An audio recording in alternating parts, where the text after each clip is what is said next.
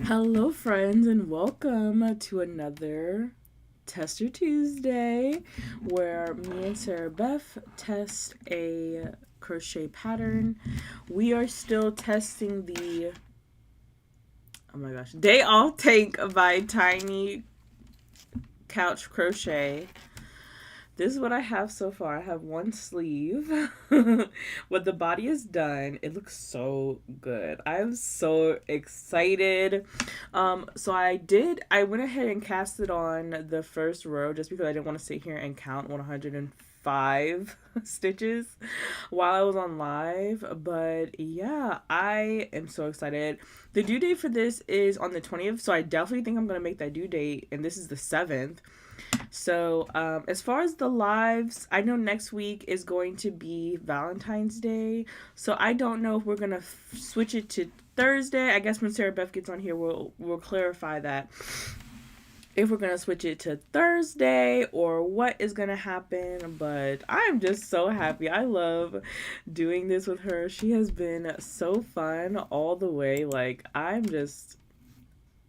enjoying this me getting up with her every week. It's just been so fun, like super fun. It is. I love her so much.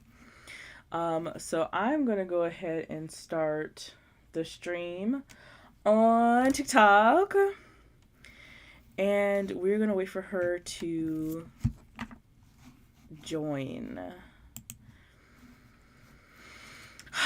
But yeah, this week has just been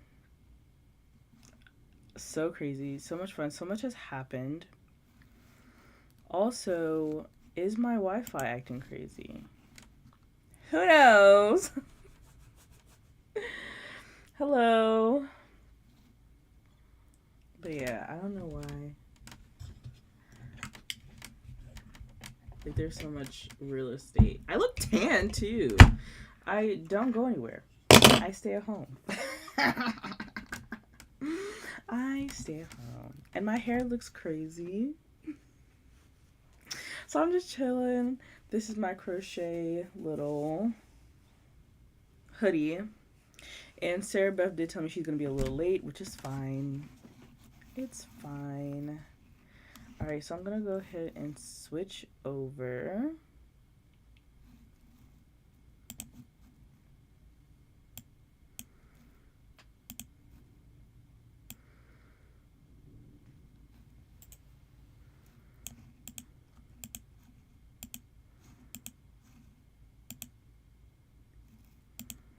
Okay, for some reason, it's not working yet. So just bear with us.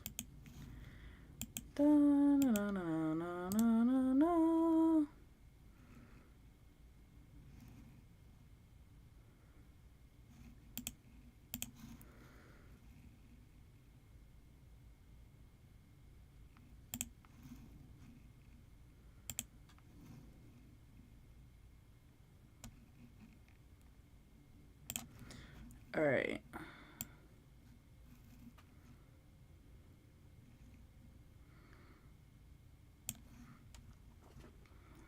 I don't know why it doesn't stay this way. Hello, Mommy07. That's a lot of kids. If you really have 7 kids. It's Tuesday. I have a headache too. That's not good at all. Alright, so I'm just gonna be. Oh, let me put on some music. A little bit of lo fi.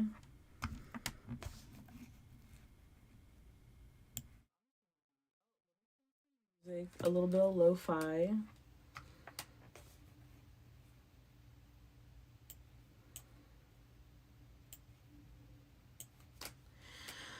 A little bit of lo fi. Let's see. But yeah, this week has been just. It's only Tuesday. So not much has happened, but I feel like. And I just came here on live too. Hello.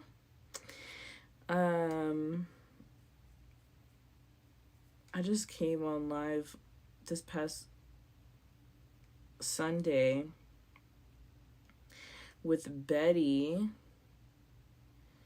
We were talking about rats in our house. I don't have rats in my house, but she was talking about how she was in New York and how she had a problem. How she had a little problem. I'm trying to make this a little bit bigger. Yeah, we're gonna put on some music and we're just gonna get this. 21's MVP. Hello. We're gonna get started in a minute. I just wanna feel the vibes. Get the vibes a going. But yeah, this is what I have going on so far. This top, oh my gosh. You know, when I first started working on this top, I was complaining the whole time. I was like, this yarn is so tiny. But when you're, because I honestly have never worked with a yarn less than DK weight or less than like a 3 weight. I think DK and 3 are the same. Where's my little, I have a little keychain. Okay. Yeah, DK is a 3 weight. This is the first time I've ever worked with a fine.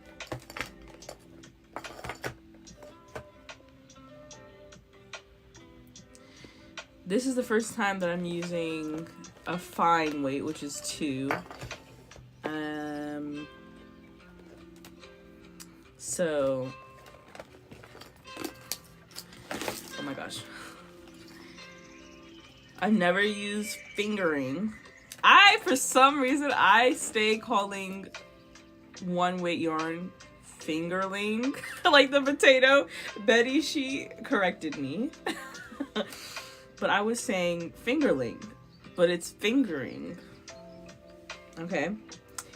And I've definitely never used lace weight. I don't think I ever will get to that low. But fine or sport weight yarn is a 2, light is DK, medium is worsted weight or yarn weight, bulky is a 5, super bulky is a 6, and then of course we have 7 weight and beyond. But yeah. Oh, if you're also watching this right now, I am doing a giveaway.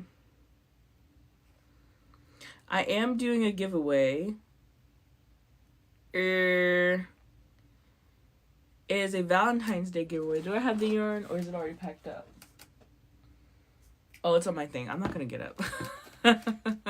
Hey Nessa, I am doing a giveaway for Valentine's Day. So if you go to my Instagram, the first pinned picture there is the giveaway. You just follow the, what's it called? Follow the prompts, follow the directions. Of course, you have to be 18 years or older and live in the United States. But yeah, we're giving away some yarn. Very excited. First giveaway I've ever done on my Instagram. I just wanted to give it back. I had an, extra. Hey, I had an extra skein of yarn from my collab with February Fiber Co. So I just wanted to give back to people, give back to my viewers. This week on YouTube, we talked about, I'm not 18. I'm so sorry. I'm so sorry. But this week on YouTube, very nice feedback from my subscribers on YouTube. Very nice. We also hit 100 followers on Instagram. Yay! Okay, so this is what 105 cast on stitches look like. And I actually did it a lot more loose than I did this one. And I also have to block this too.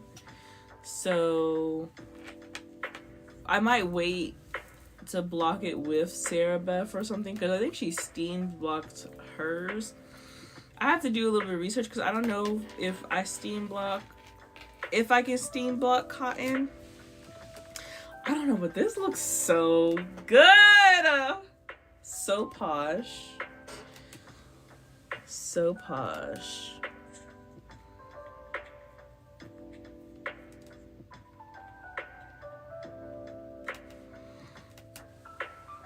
What do you guys think? Ha!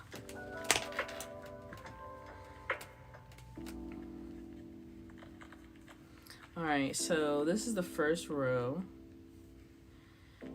Hello.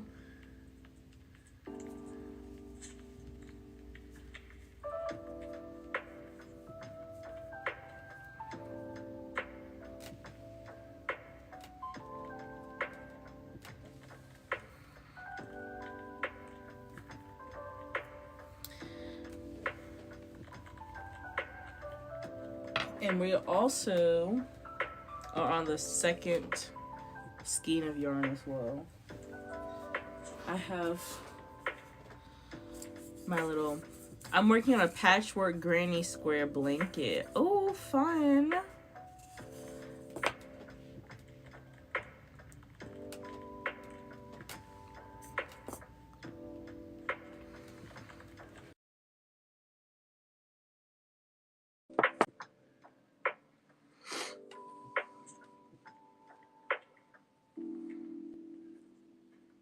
But yeah, I'm just waiting for Sarah Beth to join.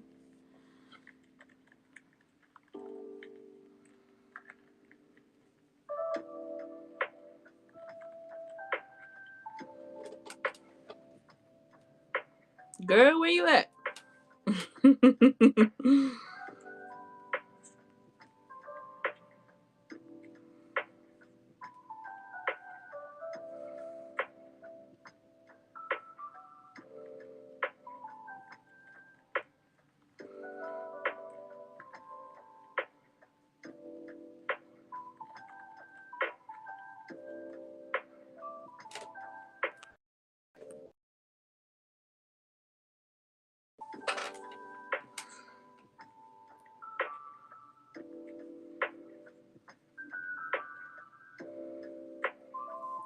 Where is she?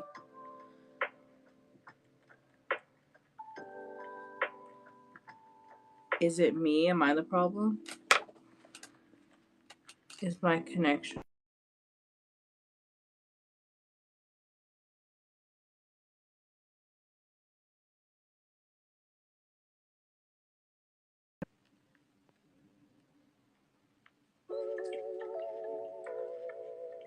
I'm back. I'm just trying to see if my connection is good.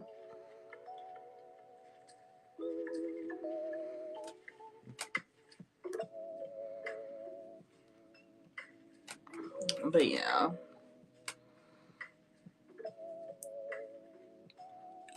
This week on YouTube, I'll just tell y'all what's going on the YouTube's channel. If you're not subscribed, make sure you subscribe to the YouTube. It's the same as my handle everywhere else, Leia the Human.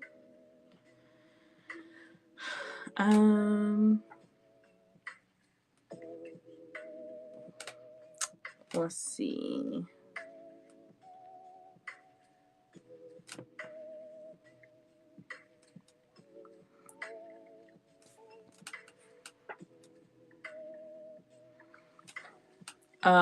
So last time I did a full Tunisian Crochet Tuesday video on the Tunisian crochet hooks that I bought for about $5 that were kind of vintage and fun. A lot of people were very excited about that and asked a lot of questions. When the crochet hook broke, I know a lot of people was shook. They was like, oh my god, did that really just happen? I was also shook. But I glued it back with Gorilla Glue later. And so that's fine. But this week has been the week of crochet hooks, y'all. I have ordered some crochet hooks from this one company that is like, I wouldn't say it's like a furls dupe, but kinda. We'll see. They're supposed to be here on Thursday, and then like the one that I actually ordered, I'm maybe gonna be here on Friday or Saturday, which is very exciting. I also got some furls hooks secondhand for like very, very cheap. So those videos will probably come out next week.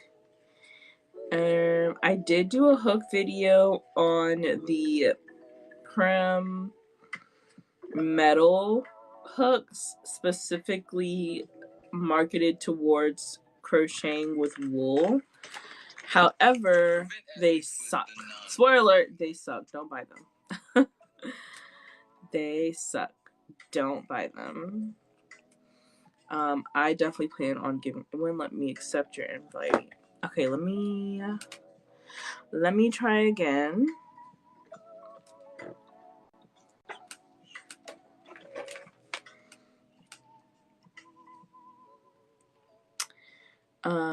But yeah, they suck.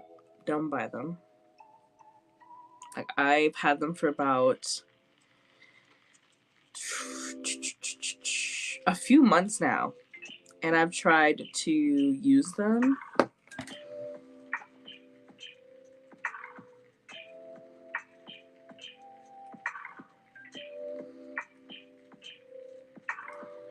Here we go. There we go. There we go. Hey. Sorry I'm late. You're good. I was just eating dinner in Atlanta, and then I got back at 8:30, but Amia was still up, so I was talking to her, and then it, for whatever reason, it wouldn't let me. I tried to like join the live like 3 times, and I had to close out of my TikTok app, and then I saw your request, and like it said there was like an accept button, but it wasn't red. It was grayed out, like I couldn't click it. And I was like, okay. So I had to decline it and then try again. So anyways, Interesting. yeah. So where are you at? Are you starting the I'm second part? starting the second one. Yeah, so I finished everything except for the other sleeve Oh, okay. because I knew that we were going to be talking. I didn't want to mess up the count. Oh, So I was like, let me go ahead and just start on the second one because I know it for a while I won't have anything different. right. Yeah, I'm at the like start of the bib. I have not been working on it as much as I should have this week. That's all right. I actually added another. So it's supposed to be like 4 stripes before you get to the bib. I added an extra stripe. Just Oh, Yeah, just for extra length because I feel like it's definitely gonna be like showing my mom belly. So, that's all right. I do that all the time. I don't even care. but yeah, how was your week? Um, Amia had the stomach bug on Thursday and Friday. Oh no. Well, it was like Thursday night, overnight, and then all day Friday. And yeah, so that was stressful. But so I don't feel like I did much like crocheting and stuff this weekend because she was sick, and we were just kind of like trying to recover. And I was trying to make sure I wasn't getting sick, you know. Mm. So, anyways, but um, other than that, it's been good. Oh, I got promoted today at work. Look at I you. know. Look at me. It goes into effect on Monday. So it's like technically not like out to everybody yet. Mhm. I was just about to make sure that not that anybody from my work would be watching, but Oh. um, just in case.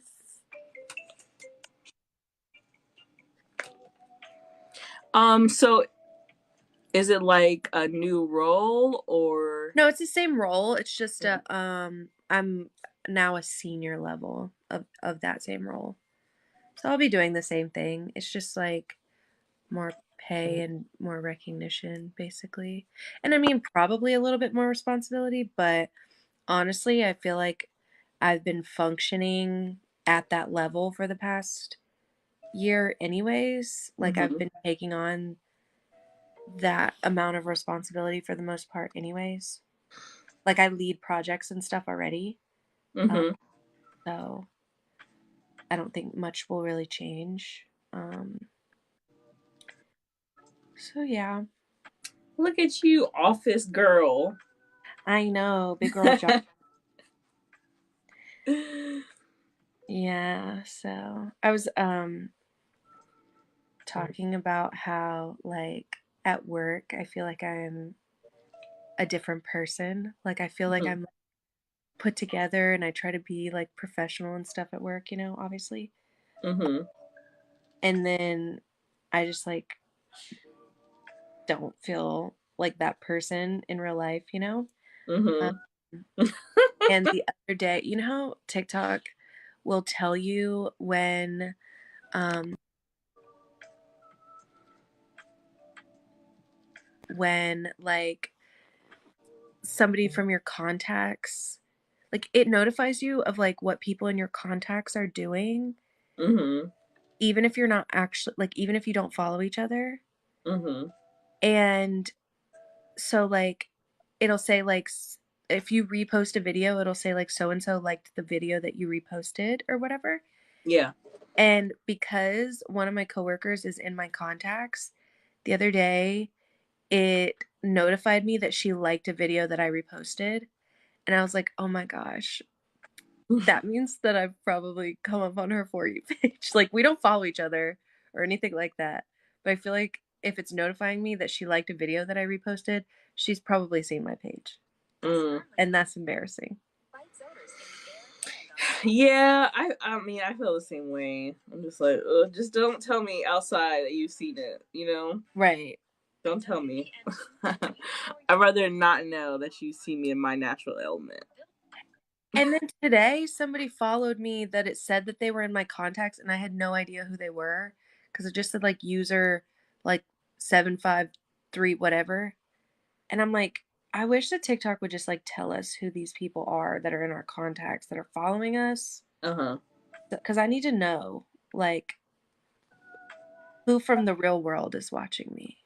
You You know? know what else I notice is like people who are no longer in my contacts. Also, TikTok be like, "Oh, somebody from your contacts." I'm like, they deleted them. Where are you getting this information from? TikTok, Oh, like digging.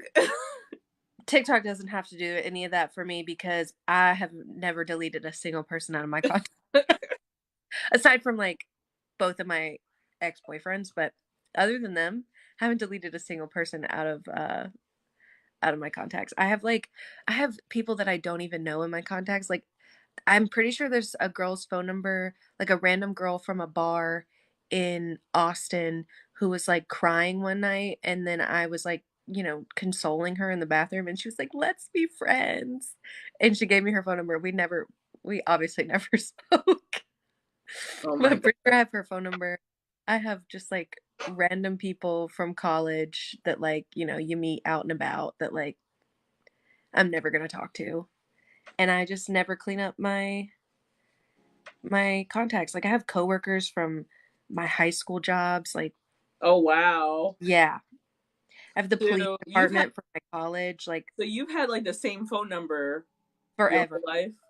Yes. Yeah, that's me too. That's me as well. I've had the same phone number since I was literally in middle school. Ever since I got a phone, I've had the same phone number. Well, I had a different phone number in middle school because I had like a Virgin mobile phone. Uh huh. And I think whenever I switched over to Verizon, um, they wouldn't like transfer the phone number or whatever because it was like tied to Mobile specifically or something. But I only had Virgin Mobile for like maybe a year. So basically I've had the same number forever. Yeah, I've literally had the same phone number since I was in elementary school. So I remember one time, I got this phone call from somebody, and he was like, "Hey, is this Alea?" Oh no, he said, "Hey, who is this?" I said, "Who is this? You called me." My husband was like, "Who is that?" I said, "I don't know," and I started getting mad. "Hey, Betty." And so I started getting mad, and I just hung up the phone. And then the person called again, and they were like, "Hey, is this Alea?" I said, "Who is this?" And he was like, "It's Justin." And Justin was like my old roommate's boyfriend. And I'm like, how did you get this number? He said, "Oh, I work at a dealership, and you must have wanted more information about a new car." No, Weird. absolutely not. Weird. It was really random, and so I gave my phone to my husband, and my husband just started going off on him. Yo, need to call me one more. Mm. But yeah, so I mean, yeah, I still have the same phone number. It's really creepy when people I haven't talked to or haven't texted or haven't had a conversation with in a very long time reach out to me. I'm just like, no. Well, it's dangerous for me the fact that I haven't cleaned up my contacts because like I remember one time in college I called the wrong Jonathan. Like I was friends with Oh like I was no. really good friends with this guy named Jonathan in college and I called a guy named Jonathan from high school Oh and no. I was like, "Oops, my bad."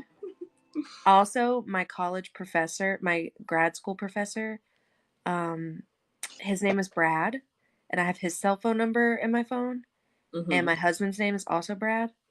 So, Oh I wow. have to like well, it's not I think I changed his phone number in my phone so that it would like say like Dr. Brad and then his last name or whatever so that Mm-hmm. I wouldn't accidentally like text the wrong Brad. Uh, Mm-hmm. but when I was in grad school, I was very like I made sure that I wasn't texting the wrong Brad because that could have been embarrassing. That would have been definitely embarrassing. Thank you, Betty, for the gifts. Um, but yeah, phone. I don't know. I've always been very attached to my phone number because I mean I've had it for so long, and then I remembered it. I don't want to remember another phone number. Right. Me neither. And then having to like notify everybody that it changed. Yeah. I mean, granted, I don't talk to a lot of people anyway, Me neither, but but having to tell people like, "Hey, I have a new phone number," is very tedious, yeah, and I don't think anybody wants to do it. right. Okay, so I've been waiting to talk about this whole Michaela thing with you. Oh my god. Everybody just went crazy, man. That was just so funny. I was low key mad because here's the thing. Okay. I get both sides of it. Like I get that like a lot of people are like, "Oh, like nobody believes that Jennifer Aniston actually uses a vino. Like what's the difference, right?" Mm-hmm. But like the difference is that like Jennifer Aniston is not like going on TV with using like blatantly using a completely different like blatantly using a bottle of Dove and saying that it's a vino. You know what I mean? Like it's a little bit different. Oh, shoot. I'm sorry. I haven't paid attention to nobody on my YouTube. I just Oh, so many oops. people, so many people commented. Hey, Victoria. Oh, dang. My bad. I am so sorry. Okay, so go ahead. I'm sorry. No, you're good. So like I get that perspective and a lot of people were like this was the best response. Like nobody would have been happy if she had apologized, blah blah blah. But like I guess for me as a person who is like painfully honest, like have too much anxiety to like lie about anything, you know? Mhm. Um, and I function in life by constantly like trying to do the right thing, that it like really frustrates me when I see other people blatantly doing the wrong thing and Yeah. like succeeding in life, Yeah. because like deep down in me I want to believe like the best in humanity, and like I want to believe that like good things work out for people who do the right thing and who are like kind and whatever.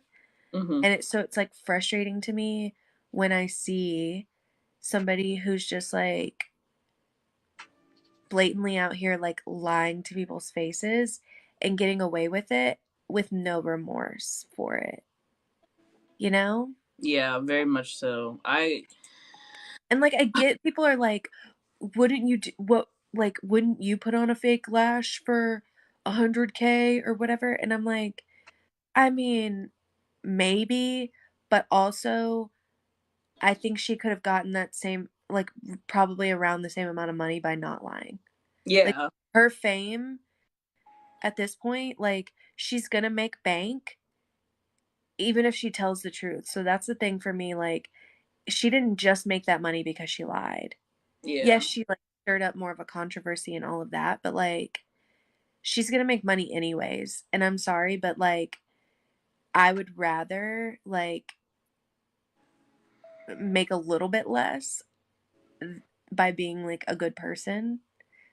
Cause that would be the same thing as like me in my corporate job being like, well, I found out a way that I can steal from the company that I work at, and I can make an extra $100,000 a year by stealing from my company. Mhm. And then when everybody finds out about it, I'm like, well, wouldn't you have done it if you could have just gotten an extra $100,000? Yeah. No, you're not going to steal from the company that you work for because it's illegal. Mhm. And then afterwards, I wouldn't just get to like continue working at the company. I'd Yeah. be in jail. Yeah. And so that's the thing that like makes me upset is like because she's an influencer, everyone's just like writing it off as if it's like funny that she just like lied to people's faces, and a lot of people are disregarding the fact that it's literally illegal. Mhm. And people are like, well, it's just a fine, and the fine is like $50,000. So like if she made like millions off of it, like who cares? Or if the company made millions off of it, they'll probably just pay the $50,000 fine and it's not a big deal, you know? Um, which is also frustrating because it's like, okay, so for a normal, regular person, if they break the law, they actually get like $50,000 would be a lot to me if Yeah. if I like went on here and let's say a yarn company like sponsored me and I blatantly like lied about something and didn't do what I was supposed to do and, you know, faked the whole ad or whatever. And Mhm. I got charged a $50,000 fine, that's gonna royally F me over, you know? Yeah. Versus like because she's like rich and she's making so much money, it's like fine for her to do it because $50 is just a drop, or $50,000 is just a drop in the bucket for her. Yeah. It's not like I just I still like disagree with it, and I also think that like maybe if that's the case, then like the law should be changed to where it's like a significant percentage, instead of it being a $50,000 fine, it's a 90% of whatever you made off of the thing that you were lying about, or you know, or the thing Yeah. you falsely advertised or didn't appropriately label your advertisement or whatever. Yeah.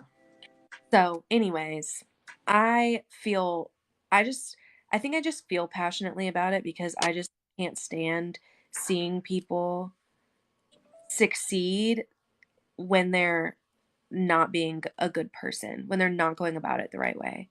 Yeah. Like I want to see people succeed that are like doing the right thing. And I just think it's kind of like a little bit sick that there's been so many other influencers and so many people in general on TikTok that have just been like defending her, being like, wouldn't you do the same thing for $100,000 or whatever? And I'm like, um, I don't know. I get that it's just like putting on a lash and it's a little bit different than like stealing from a company, but still, it's like she could have Yeah, made money anyways. yeah. There's a lot of layers to it because it's like one, it wasn't necessary for her to one lie and Right. two put on a lash because everybody else who did the same ad didn't do that. Right. Right? It was so And I think people are giving her too much credit as if like she planned this whole thing to cause this big controversy. I genuinely think that she was stupid and thought she would could get away with it. yeah. I don't think she's smart enough to plan all that out. You know, the fact that this was a whole entire campaign, so there's other people that you know, they're going to compare her results to what everybody else has first of all. Right. Like the different pieces that people would put together Right. because it just doesn't make sense why she would be you know, false about it. And then so a lot of people were trying to figure out like why isn't she just going to take down the video? Because I was like, yeah, I feel like I would take down a video if I got caught up. You know what I'm saying? But apparently, like on TikTok, if you make a TikTok and it's like a ad for another company, once you give them access to that video, only they can take it down, right? So she was kind of stuck with it either way. Um, but the fact that she came back and had that smirk little smile, That made me so mad so too. dramatic. I was like, oh If my you're gonna come back and ignore it, god. just ignore it altogether. But the whole like, we all know why we're gathered here today, which I did use that as a sound. I did make a TikTok off of that. I will admit to that. But I don't know. I just think she's just shady, extra shady for that. Yeah. Yeah. I mean, I had not subscribed, but I had followed her very early on, but after a while she just cries too much for me. She cries too She much on the complains a lot. and complains. Yeah, it's a lot of like I don't know. I feel like anybody who cries on like so much on the internet, like Well, she didn't cry this time. yeah, yeah, just so much crying. And then the whole Jeffree Star thing that also made me cringe so hard. Why do we have to bring him back? No one asked for him. I didn't ask for him. It's bad enough he's on TikTok. I mean now like he's on TikTok more. Y'all you doing too much. And then the whole thing with like he's apparently dating an NFL player. Yeah, And everybody's trying to figure out who that is. And I'm just like, okay, what I can't figure out is obviously this NFL player, like maybe this NFL player is about to come out and is like allowing I guess he's allowing Jeffrey to like post the back of his head and stuff. Maybe mhm. he thinks it's funny too. But like, I'm also just like, if you want to come out, if you want to date Jeffree Star, just like date him and come out. Otherwise, like this whole game that you're playing, it feels like Jeffrey's trying to like out somebody, or like if somebody does figure out who it is before the guy actually comes out, then like, you know what I mean? Like all of his Yeah. family stuff might be finding out that way. I don't know. I'd like to think as like a mother that I would know what the back of my kid's head looked like. Yeah. Yeah, and then also he might just be playing like the bench. He might not be an actual player. Or he might be like a former NFL player. He might not even play anymore. Yeah. I don't know. But that whole thing is wild too, because people are trying to like figure out who it is. And I'm just like, I wouldn't want to be associated with that. No. Ooh wee. He should have just kept to himself out there on his little yak farm and stayed off the internet. Yeah. Just whew. Speaking of the NFL, do you do anything for Super Bowl? um, I am going to a Super Bowl party this year. We were supposed to go to one last year, and I don't know why we didn't end up going. Maybe Amia was sick or something. Yeah, that's what it was. She had like an ear infection or something. Oh. And there was gonna be other kids there, and I didn't want to get them sick. So, um, but we're going to our small group at church is having a Super Bowl party. So Okay. yeah, that's actually the same party that was last year. Was my small group, um, but we couldn't go last year, so we're going this year. It'll be That's fun. cool. We don't ever get invited. Well, I take that back. We did get invited one year before COVID. And then we had like an impromptu Super Bowl party like 2 years ago, I think. It wasn't last year. I don't know what happened last year. Um, but yeah, so I don't even know who's playing. I don't either. I don't follow NFL stuff really. I mean, not that I follow like college stuff that much either, but my husband follows college stuff more than NFL, so I don't really know. Um, so yeah, I'm just in it for like the food, you know. Yeah. I figure like this our small group is really great because it's all like married couples, and then all of us except for two couples don't have kids, but the rest of us all have kids that are like around the age of 2 or 3, so Mm. they all play together, and then the couples can like hang out and play games and chat and whatever. So I kind of think that probably the women will end up like sitting in the dining room and like playing a board game while the men watch the football game, but and then the kids play. That's cool. Yeah. My son is actually the youngest one. Oh, it's the Eagles and the Chiefs are playing. Oh, nice. Um, my son is actually the youngest one there. So everybody else, well, there's one other kid in our church. He's 2 years old, but they both have only child syndrome where they don't want to play with each other. They don't want to share toys. They don't want to play with each other. Every week they act like they don't know who. Like y'all see each other twice a week. Every week, y'all. Why y'all acting like y'all don't know That's who each other is? Um, but yeah. So and then yeah, same thing with us. Like everybody, all of us are like married couples, and only two of the other couples don't have kids. Uh, um yeah, we lucked out because everyone in our small group has like the same age of kids. Um, but um, I think I messed something up. Oops, because this stitch is not lining up on the end.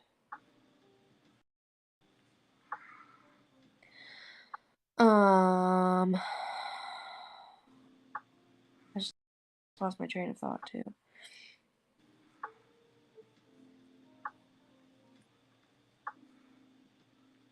the bib and the what's it called? The strap on here works up very fast. Like after you finish that last stripe and you're doing your decreases, I honestly could have finished it like finished the shirt after I did that part in a day, but I had stuff to do. I'm like losing track of where the end of my like where my decreases are. Like what's the end of my row? Because you know it's like slanting up. You know, Oh yeah. like I just lost track of where my end of my row is.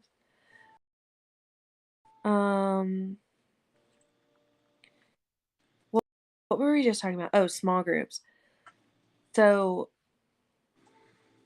yeah, but Amia's the only girl. Like it's a bunch of boys Oh wow. in our small group.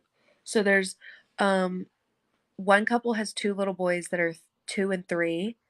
Hmm. And then one couple has a 3-year-old son and one couple has a 1.5-year-old. He's about to turn 2 in April. So it's just a bunch of little boys and then Amia. So I'm hoping, I know the other two couples like really want to have babies soon. So I'm hoping they have little girls. So we can even it out. Hey Jess. Um, She in here? not the one from our Oh. test group. It's another Oh. February Fiber Co. The one that I am always shouting out because of her yarn. Oh. Oh, look, Alyssa's in here. Hey, Alyssa. Alyssa's one of my crochet besties.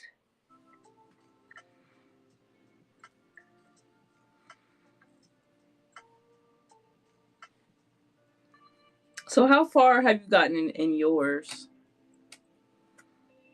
Me? Yeah, in your project. How far have you gotten? I'm at the decreasing part, so I've done my 4. I think I ended right here in our last live, so I've done barely anything Oh. since our last live. So yeah, I'm doing my best. It was a long weekend with a sick kid. Yeah. I can only imagine. When Amir is like feeling under the weather, he is super clingy. Oh my gosh. It's like literally what's it called? Velcro. Like I just Oh, can't get him off me. Hello. that's Alyssa. That's my. Oh, hello, Lissa. But yeah, I can't get him off me. And I can't get anything done. So we're just sitting there doing nothing. Yeah. The deadline is February 20th, I think. Yep. So I don't know. I know she's wanting to get this out like early March. Mm-hmm. So I think she said there was like a little bit of flexibility on the deadline. Um, but I think she'd like to have it in, most of it in by like end of February so that she can make the changes. I think like the only thing so getting the pattern down, I don't for me, maybe it's just because like I don't know how to really give feedback on a pattern, but I didn't find anything really wrong with it. Like, Well, and the nice thing is like anything that we've noticed, like I think the only things that anybody's picked out is like it'll say like continue on to this section on page 9 and it's really like page 8. oh, Um so like anything like that she's gone in and like made the change and like or maybe not that one she didn't make the change, but on like there was something else that she went like there was something the count was off on the bib or something and she like mm-hmm. went in and made the change and like resent it out. So like she's making changes as like we're working on it. Um, Yeah. so hopefully she won't have a ton to do after the fact. Um, but yeah, I mean, in the patterns that I've tested, that's mainly the only thing that I do is just like if I see anything grammatically wrong or if I see that like the math is wrong. I think sometimes when people are testing, they like to like provide suggestions on like how to make the pattern better in terms of like their opinion on like, oh, you should have done XYZ and that would have looked cooler. And I don't know that I mean, some like pattern makers might be open to that, but I also think that like sometimes that can be like offensive to be like, Mm-hmm. I think your pattern would have looked better if you like did fewer stripes or, you know, something, I don't know. So I don't ever do any kind of like feedback like that. Like I'm not going to tell you that you should change anything like aesthetically with your pattern because it's your design and, you know, whatever. But Yeah. I'm just looking for like grammatical errors and math errors and making sure everything works out the way it's supposed to. So Yeah, I had noticed that with the bib, and then as soon as I re-looked at my, I had sent it on Instagram, and then literally I looked in my email and there was the new pattern. I said, "Oh, let me." I'm so glad Instagram you can retake like retract your message because I felt so dumb. So much for the likes. yeah, Alyssa is testing a hopscotch pattern now. That's which is kind of interesting. Oh, thank you for the gifts. Have you heard anything, Alyssa, have you heard anything back from that pattern designer yet?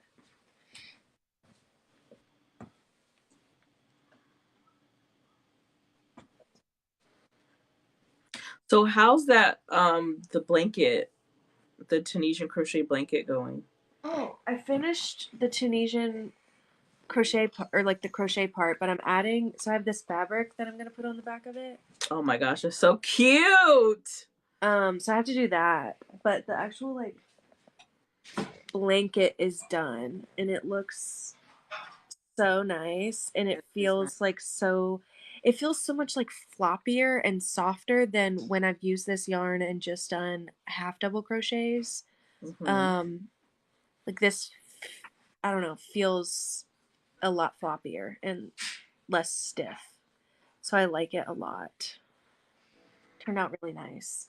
I have like 3 more of these to make.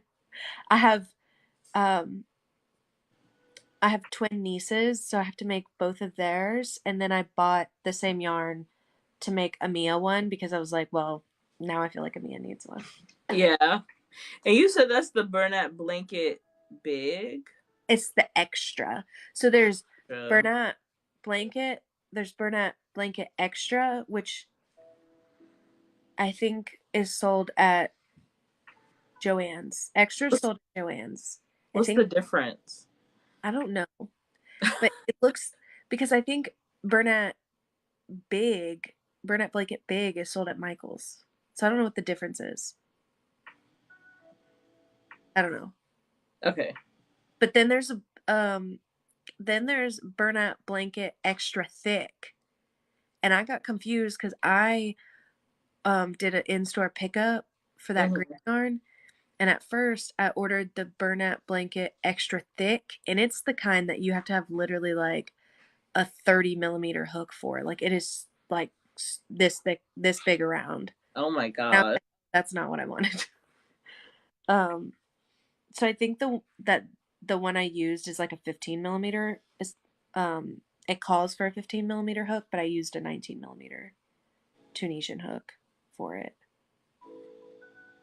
Um, but yeah, so it's just the extra, not the extra thick, which is confusing. Yeah, I gotta go ahead and get started on this um this rug for my husband. He's been literally like every single time I'm in here, when are you gonna make my rug? When are you gonna make my rug? Because I made a rug for my room. I can't show it to you because I have stuff on it right now. Oh man. My room is dirty. Well, it's not dirty, it's just messy. I'm But I'm crocheting in my kids' playroom, so my kids' playroom, my yarn room, our dining room. It's also we have a projector in here, so my husband and I sit and watch TV. it's like Just a multi-purpose room. yeah, it is. Just like my office is also the laundry room and the dog's room. I can't wait until we build our house and we have actual designated rooms for stuff. Yeah, so that property that you said you were on the other day with the waterfall and the lake, is that where you're building the house? Yeah, Oh that'll be where. my God. That is, it's so magical. I don't know if you've ever seen that movie Bridge to Terabithia. That's exactly what it reminded me of. You know what? Somebody said that, like, you better build a bridge across that. And I was like, I wish I could, but we don't own the property on the other side of it. So, Oh, we just, our property butts up to that creek and the property line is the creek. So, wow. That is um, so cool. yeah, but the nice thing is that the property on the other side of the creek, they don't have really anywhere. It's so steep right there. They don't have anywhere to really access the creek. So they're never down there. Oh, wow. Also, apparently they don't actually have access, like they don't have an actual road to their property because they tried to come through our property the other day because apparently the previous owners of our property used to let that guy drive onto our property to get to his property, which makes no sense because there's a creek in between our property and his property. So he would have to then park his truck on our property and walk across a creek to get to his. Boy, I need him to go ahead and invest in a driveway. That's what I'm saying. And so he came up to our gate because so there's two gates before you get into our property. Like there's a gate, our property shares a road with two other pieces of property. Mm-hmm. I'm hating the fact that I've said the word property 700 times in one sentence, but um, we have an easement. Like there's a main road, and then there's a easement off of that main road, and that easement has a gate. And so we share that gate with three properties, or we share it with two other properties. Our property is the third property. And then we put up a gate at the entrance of our property. So you have to go through two gates to get through our property. And he showed up at the first gate, and one of the neighbors that like lives by the gate like stopped him and was like, what are you trying to do?" And he was like, "Well, the previous owner used to let me come back here." And he was like, "Yeah, that guy doesn't own the property anymore. You need to call the new owners." And so, That's or so weird. he gave his number to our neighbor or whatever, and our neighbor gave it to us. And so Brad called him and he was like, "Yeah, can I use that? Because I don't have access to my property. Like I don't have a road to my property." And Brad's like, "Legally, like somewhere there has to be a road, and it's like not through our property. I know that that's for sure because like you can't access it through our property because of the creek. So, So weird. but legally on the other side of his property, there has to be some kind of legal easement. It just may not be like there may not be a driveway that's cut through there yet, but legally there has to be some way for him to access his property. Yeah. But it's Lisa's completely Crochet said, land. "Hello, ladies. I'm new here." Hello, Lisa. Hi. So yeah, we had to tell this poor man sorry. Sorry, not sorry. Yeah. Maybe it's like he doesn't have like pavement, like it's not Well, we paved. don't have pavement either. I think what happened, his property is like there's other properties around his property. Like it doesn't butt up to a road. Oh, okay. So his stuff's probably like in the back somewhere and he has. Yeah, and so he has Oh, to go okay. through somebody else's property. He does come up to the road. He just doesn't have a road cut. Oh. Remember we talked about that? Oh. Well, I thought it didn't come up to the road at all. No, he comes up to the road. He just never bothered to put a road in there. Well, why wouldn't he just park on the road and walk through? Okay, well, even more dumb of a reason. That's what the land map showed. Oh. Well, apparently it does butt up to the road a little bit. I thought it was completely landlocked. Oh, he's just a creep. Yeah, I think he just wanted to use our part of the creek because we have like a pretty area cut out and his doesn't. Yeah, it's so gorgeous. I was like, that looks like a place where you go and just you leave your phone at home and you just walk and just enjoy. Literally because there's no reception. Not a single bar. It is a hole in the earth. Like, wow. Lisa asks, what are we working on? Lisa, we are working on the Day Off Tank by Tiny Couch Crochet. I always get her stuff wrong. This is where I'm at so far. I just have the sleeve. This is where I'm at. I'm working on the bib portion of it. And I'm working on the back with this one. And it's Tunisian crochet. Yes, Tunisian crochet. Most of it is Tunisian crochet knit stitch, which I low key really like that it's the knit stitch because it gives me a chance to practice it. I think I'm now a pro at this stitch now. TBH, knit stitch is my favorite. Yeah. I prefer knit stitch over like anything else. Just looks so nice. Yes, it's very nice. Let's see, what's my favorite stitch? I say it's my favorite stitch, but like I need to learn that like shell looking stitch that you did the other day. Oh yeah. Yeah, I gotta practice that more too because I keep on, I don't know how, but I'm like doing, hey Taylor, I keep on doing like a decrease or an increase somewhere and my stitches aren't, so I have to practice that a few times. But also I haven't done the smock stitch that I saw you doing the other day, and it looks really pretty. Yeah, I think that's my favorite until I learn more stitches. I think I just like knit stitch because it's something I can do mindlessly versus like some of the other ones like smock stitch and stuff. I feel like takes a little bit more brain power to like make sure you're not messing it up. Well, it's only at the beginning and the end that you actually have to pay attention to. Other than that, it's the same. Lisa Crochet says, "Oh, Tunisia Crochet, I want to learn. I bought the hooks, still in the bag." Well, I do tutorials on my YouTube channel, so make sure you subscribe. And what hooks? Because I'm a hook geek. I have accepted that now. I think I like the yarn and the hooks more than I like actually crocheting at this point. That's funny. Yeah.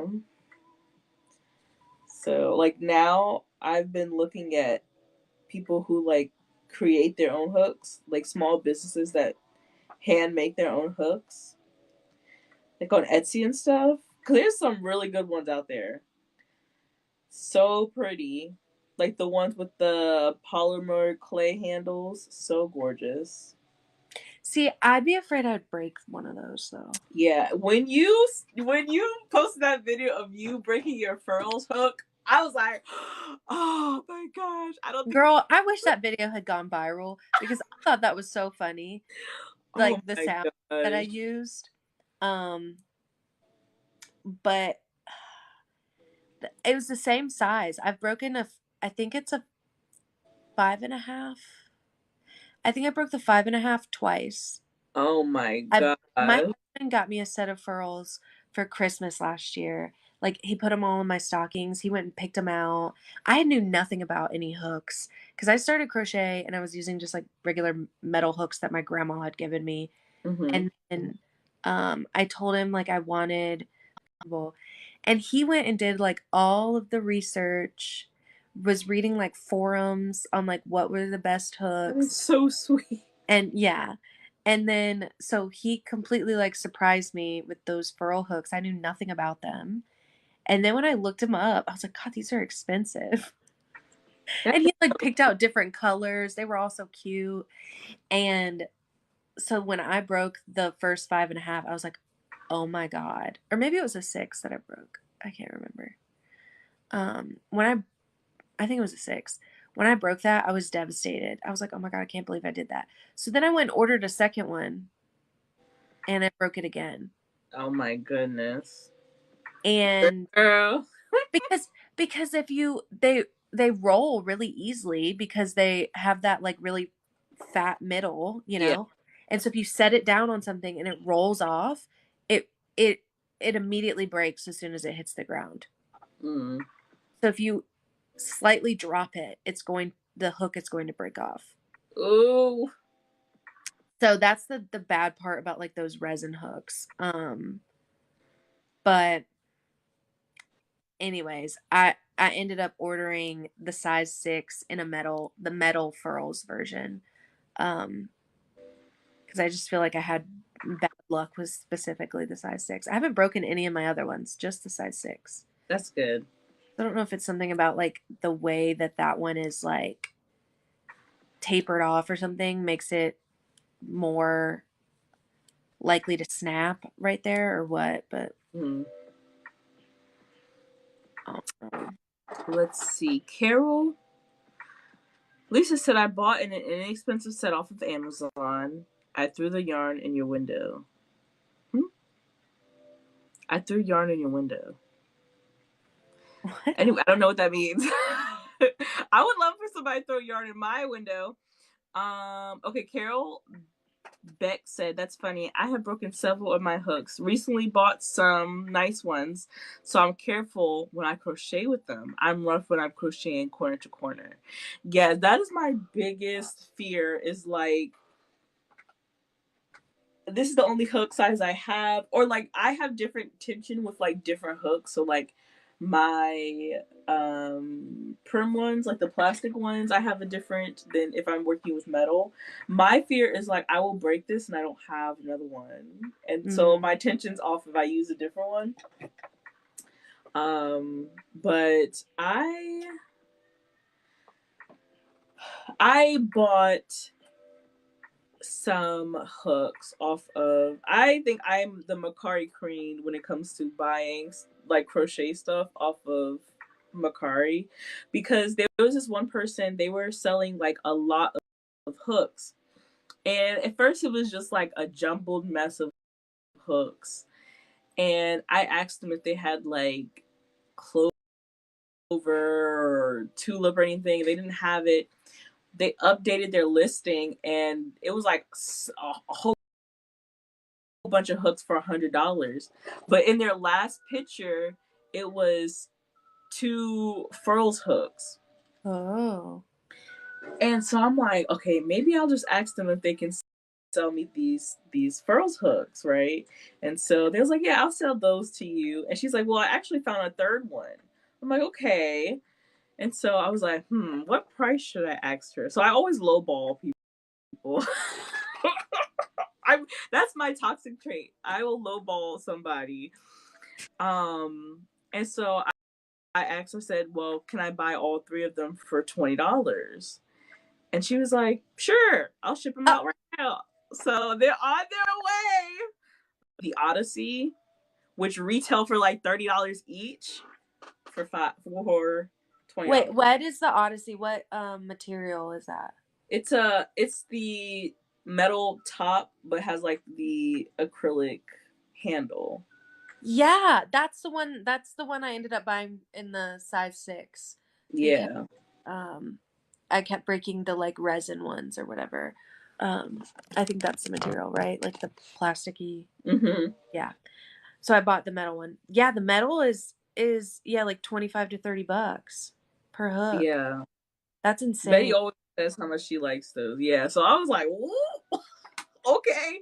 They are good. But yeah, I now if they're like knockoff furls, I've never seen a knockoff furls hook, so I'm fingers crossed. I mean, even if they are, it's still a metal hook, ergonomic hook, you know.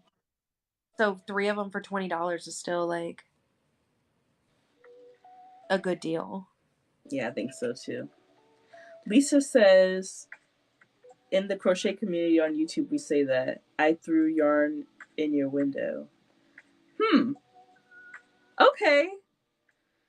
Learning new things. Yeah, learn new things. I would love to be part of the YouTube crochet community because they are so much fun. Like, they're so non-toxic Oh, I and love. lovely and supportive, and I would just love that energy.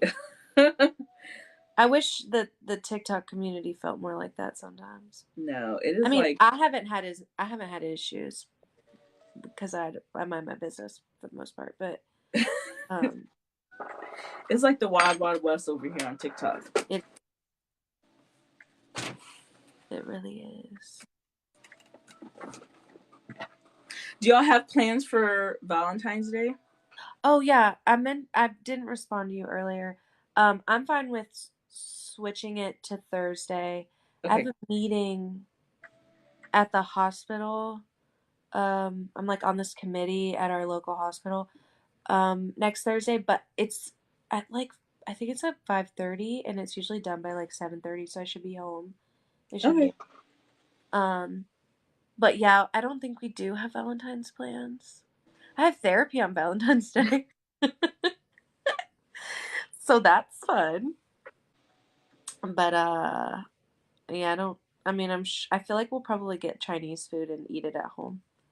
Oh, okay, that's chill. I mean, as of right now, we don't have any plans, but it can change. We always like to do stuff last minute.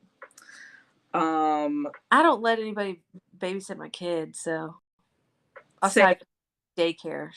So if we went out, it would be with my kid. yeah, same for us too. And maybe And like Mexican, I don't know. unless it's like my mom or my mother-in-law, those are really the only two people who, and my cousin, because we trust her. But other than that, we don't really let anybody else. I mean, mostly because he is very active. Mm-hmm. So he's all over the place, and I just feel so bad if somebody's watching. Hours away. Brad's mom is an hour and a half away, and then we have like no family that lives here, so I don't have anybody to leave her with. Aside from like the only people I trust her with are like I trust her at daycare, but I trusted daycare because like there's cameras. If something were to happen, I can like ask for the footage and legal like there's like, legally they have insurance and licensing and all of that kind of stuff. Yeah. That it feels like a little bit more protected, but like having just somebody like in my house that I don't know that well because we've lived here for 4 years, but like we didn't start making friends until like last year. And even then, like the friends that we've made, they all have kids. So like I don't think they want to babysit my kid, Like so which let me double check that they're not watching. But my yeah, no. Okay. My neighbor she was like, she said something like, "Oh yeah, like if you ever want us to watch Mia, like they have a kid, that's her age. Like it's like they could have a play date and like y'all can go out or whatever." And then she goes, "And vice versa." And I was like, I didn't volunteer for that. Yeah. I I'll didn't be. volunteer for you to drop your kid off at my house. Yeah, that's why she said that. She was like, "Oh yeah, because like when you finally opened that up, Lisa said good night to you. Good night. When you finally like, yeah, she's like, okay. The week later, Right. can you watch my kid? A week later again, because. Well, and I'm not saying I wouldn't because like I maybe would. Like her kid is sweet and I like he would probably come over here and just play with Mia and it would be no big deal. Yeah. But I just don't think I would ever utilize it the opposite way. Like I wouldn't ever just go drop Mia off at their house. Yeah. Because Brad and I both have so much anxiety about leaving her with anybody. Yeah. we just won't. I just know we won't do that. And so like I don't want to like open that up for her to start doing that to us because I'm never gonna flip it around. I'm never gonna just gonna go leave my kid with her. So uh What are you both making? We're working on the Day Off Tank by oh my gosh. Tiny Crochet Couch. Why do I always say tiny couch crochet. Tiny Couch Crochet? What did I say? Tiny Crochet Couch. Yeah. This is what I have so far, and I'm working on the back of mine now. And I'm on the bib.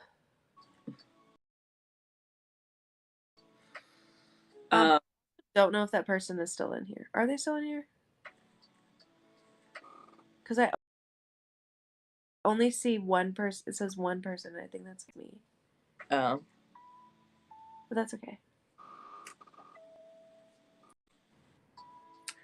she only lets my grandma watch her kids. It's so funny because my mom literally is right down the street, and then my grandma is literally a block away. And I haven't seen my nephew since he was born back in 2020. Oh my gosh. Yeah, she's definitely like doesn't want anybody to watch her kids. Carol Beck said, you have to be so careful when you leave your kids with these days. Yeah, that's very true. So I'm glad that we have like people who we trust with him. I mean, I feel like I could trust him with anybody in my church. They absolutely love him. It's just like I don't think with everything going on right now, like homeschooling definitely seems like the way to go. Oh. Yeah, there's like a couple of people at church that I could maybe see myself leaving her with. Mm-hmm. But like it's like older ladies that I don't know if they would like want to come babysit. Do you know what I mean? Yeah. Like there's one lady, her name is Linda. She's the sweetest human being on the planet and she just loves Amia so much. And she volunteers at the daycare too because Amia goes to daycare at our church. She volunteers at the daycare because I know they had an issue with one of the teachers this week, and so that teacher got fired. And so Linda, Miss Linda was up there today helping out and filling gaps while that teacher was out. So. Ooh. Oh, Lisa said, if you want to check out my channel, go ahead. I might be too old for you. No. And she said, I want to go back in time. I just had my first grandbaby. Aww. And my second grandbaby is due in June. Okay, congratulations. I live in Canada and they live in the UK. So hard. Oh my gosh. Yeah, that does I bet you're crocheting all the stuff and sending it to Yes. Oh my goodness. Speaking of babies, my sister-in-law, I don't know if I told you, my sister-in-law, she's supposed to have her baby. Literally, her due date was yesterday. Oh. She's supposed to have a baby girl. She's having a water. Is that your husband's sister or my husband's his sister-in-law, so his brother's wife. Okay. She's having a water birth at her house. And I'm just like, you a good one. You a strong woman, because I could never. No, give me all the drugs. Yes, like, I want all the comfort. So, yes, I want them to bring me my steak after all that good stuff.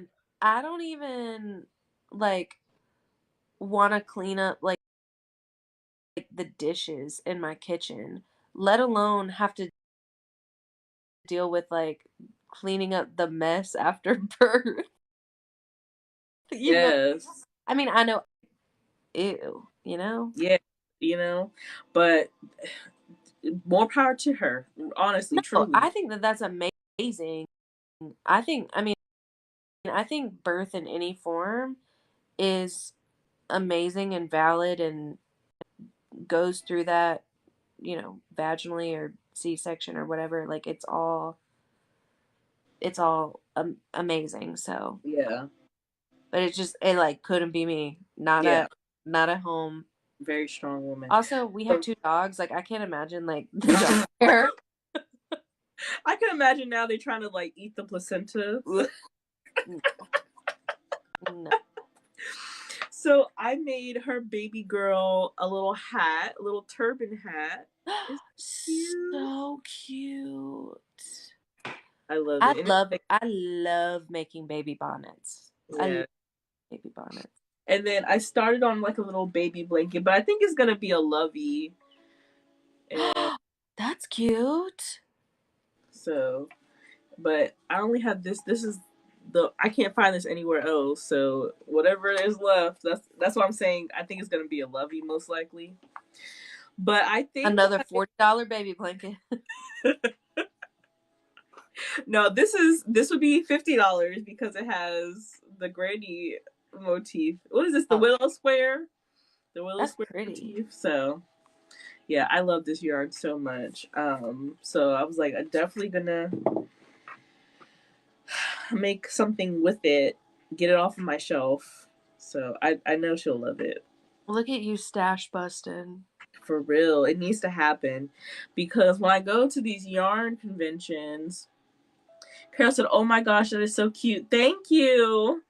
Because when I go to these yarn conventions, I'm going to the Maryland Sheep and Wool Festival in May, and I plan on spending a lot of money on hand dyed yarn. So I need to make some room. Yeah. I need to make some room, and I can't be having all this yarn here. As much as I love looking at it, I literally look at it every single day. I'm like, I need to make something. I need to make something. I also, the problem is then I sign up for these pattern tests, which I love doing. My husband is like, you signed up for another pattern test, like you just stress yourself out. I'm like, yeah. I love doing it though because I love meeting all the people, and like it leads to stuff like this where we get to like hang out and crochet the same thing and whatever. But it I never use, for a pattern test, I never use the yarn that I have because I feel like it needs to all be cohesive, and I don't ever have like enough of a specific yarn Yeah. do a pattern test with, so then I have to go buy more yarn. So I need to probably stop signing up for pattern tests and like spend a couple of months just like really working on doing other projects and using up the yarn that I have. I also need to go through all of my clothes in my closet and get rid of stuff because I went to have dinner with my friend Sam tonight, and she recently lost 200 pounds. And she gave me some of her clothes that don't fit anymore. And she gave me 2 grocery bags, 2 trash bags full of clothes that don't fit her anymore. And it's like free people stuff. Oh, wow. Yeah. I'm like, oh, like there's like a Lululemon shirt in there. There's a Free People blue jean jacket, a Madewell blue jean jacket, a Free People kimono, 2 sweaters. And see, that's that's like good hand-me-downs. Because don't you what hate I'm when saying. somebody gives you hand-me-downs and they're just like, you could have donated this. I don't want this. I'm looking through it and I'm like, why didn't she sell all this? Like, yeah. Those girl, I love you. Yes. But you need to show everybody this shirt that you have on because this is the shirt that you crocheted the sleeves on. Oh, yeah. Absolutely gorgeous. This was, I did this on a whim one night. So pretty. I will say, like, okay, so I crocheted this first row and then I sewed it on with thread. And I don't know if I'm going to do it that way going forward. I think I might. There were a lot of people in the comments of my video being like, why didn't you just like cut holes in the shirt and crochet directly onto the shirt? And I didn't do that because I didn't know how well it would hold up. But now I'm thinking about it and I'm like, if I didn't do it close to the end of the shirt, like I think it would hold up okay. And Yeah. it'd be a lot easier to do than to have to like hand sew this on with thread. You know? Yeah. So, Yeah, it looks so good. thanks. So good. I have not even started thinking about the sleeves for that vest that I bought from the thrift store. Oh, Jacqueline's in here. Who's in our testing group. Did you see her video the other day? There's that trend about like dressing like a Danish fashion influencer. Have you seen that trend? No. Oh, I think it's really funny. But her video, shout out to Jacqueline because her video that did on that trend was like the best one that I've seen so far. It was so good. All right, I'm gonna have to check it out. Yeah, because like the trend is like a lot of them. I think the point of it is that it's supposed to be a little bit tacky, Mm-hmm. but hers like I feel like actually worked. Like it was like something that like wasn't tacky and it was really cute and it was like um a hand knit sweater and then she used a Tunisian crochet scarf for the head wrap. I hope I'm thinking of the right person. Otherwise, that's embarrassing if I mix up people, but I think that's who it is. Well, how long ago was it? Because you may be talking about the wrong person. At least, is it on her TikTok or her?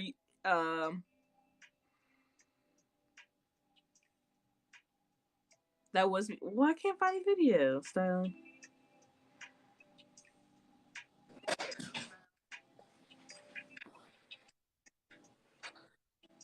Which Yeah, one she's the is one it? who's been making the Am I I think missing it? I'm literally on her page. Is it the TikTok or was it on Instagram? why do I hear an echoing?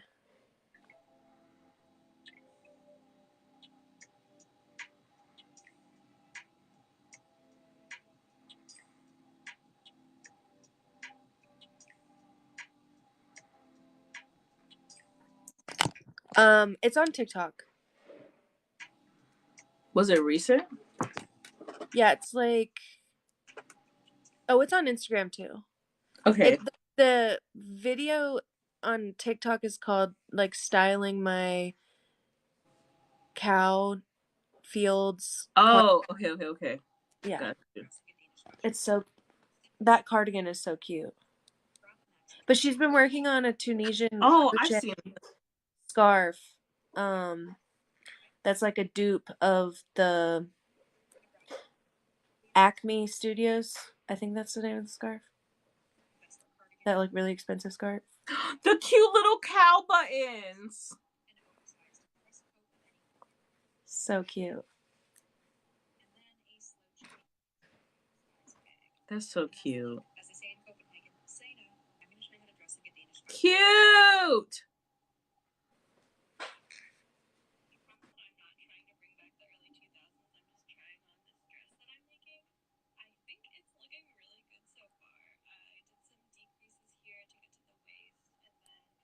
Sorry, I'm just looking at all her videos now. That's so cute. It is so cute.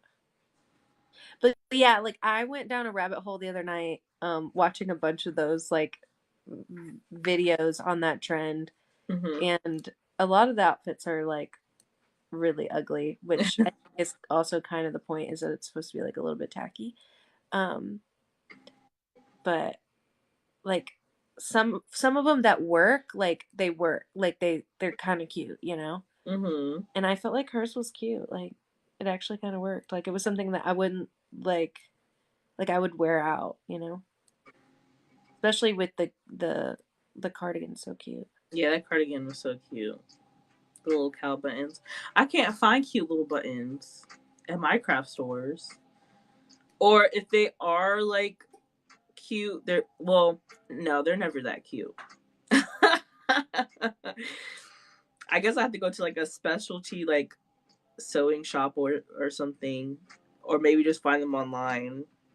Cause I want to make a cardigan with buttonholes, but I have to have the right buttons. I have a jar full of buttons from my grandma. That she left me with all her like sewing and crochet stuff when she died. And I would like to use them, but the thing is, it's all like it is literally a huge jar full of buttons and there's not a single match in any of it. It's all like mismatched buttons. And I'm like, thanks, Nana. What the fuck am I supposed to do with this?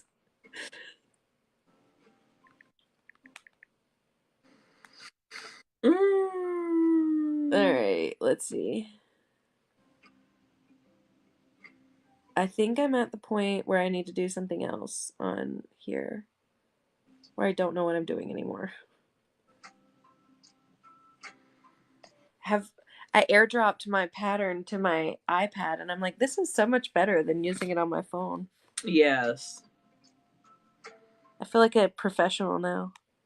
For real. I have the purple iPad mini. I literally take it everywhere with me. I feel like a little iPad kid. Okay, I got an iPad, I can't remember, like 5 or 6 years ago for Christmas, and I hardly ever use it. And it's gotten the most use in the past like 6 months since we started letting Amia, not even 6 months, in the past like 3 months since we started letting Amia watch shows in the car. We have like a little sleeve that it fits into in the back seat, and so she watches shows in the car on it, and that's like the most use that I've gotten out of this iPad in 6 years. But because like I refuse to buy her own like tablet. I don't blame you. She can use ours in the car, and if I need one in a restaurant or something, I'll give her my phone. But okay, I did row 3 through 12, decreasing by repeating row 2. Then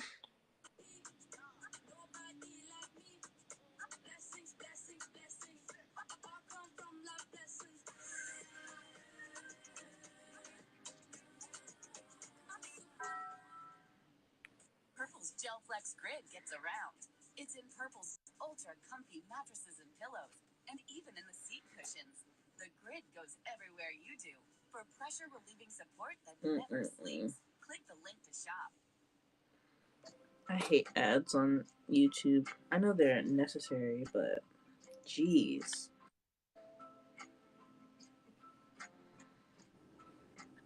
so hello, Jacqueline. Hello. I have no idea what I'm doing. Oh, here's the camera button. Yeah, you have to hit the camera button. There it is. There we go. Hi. How are y'all? Good. How are you? Great. Good. I'm literally just like sitting on my floor crocheting right now. Maybe I should sit in a chair at least. You don't have to sit in a chair. There's no rules to this. I just need to find somewhere to put my phone down now because it was literally just on the floor. How long have y'all been on? Since about 8:30. So it's been about 2 hours? An hour and a half. An hour and a half now. But last time we was on here for like 4 hours. My computer was overheating. But it was fun. That is really fun. Yeah. I'm on the West Coast, so I literally just got off work. Oh, nice. Okay. Yeah. What do you do? I work in marketing. Oh, nice. Pretty basic. Very cool. Yeah. You live in California? I do, yeah. In LA. Very nice. How's that? It's good. I like it a lot. I'm originally from Texas, so cool. Yeah. Where? A little bit of a different pace. Houston. Oh, okay. Yeah. Are you familiar with Texas? Yeah, I lived in Austin for a couple of years after college. Oh no. Yeah. I went through Houston a couple of times and honestly hated it. Oh no. It's just like there was like a lot of traffic in Houston and I was like, hard pass. You know? Oh yeah, there's traffic for sure. Let me see this. How's the test going? Going good. I pretty much finished with the first. Oh my god. I just have to finish the other strap. Where are you at? Sew them together. I literally have one stripe done of the first panel, and then my crochet hook broke. Oh yeah. Yeah. So I know. Hopefully the new one's supposed to come, I think, tomorrow, and then I can keep working on it then. That's tragic. It really was. We were just talking about breaking crochet hooks. Yeah. So did it like fall and break, or was it like your tension was really tight and it broke, snapped? It fell, and then like the yarn got caught under my office chair, so when I yanked it like man. Yeah. Struggle.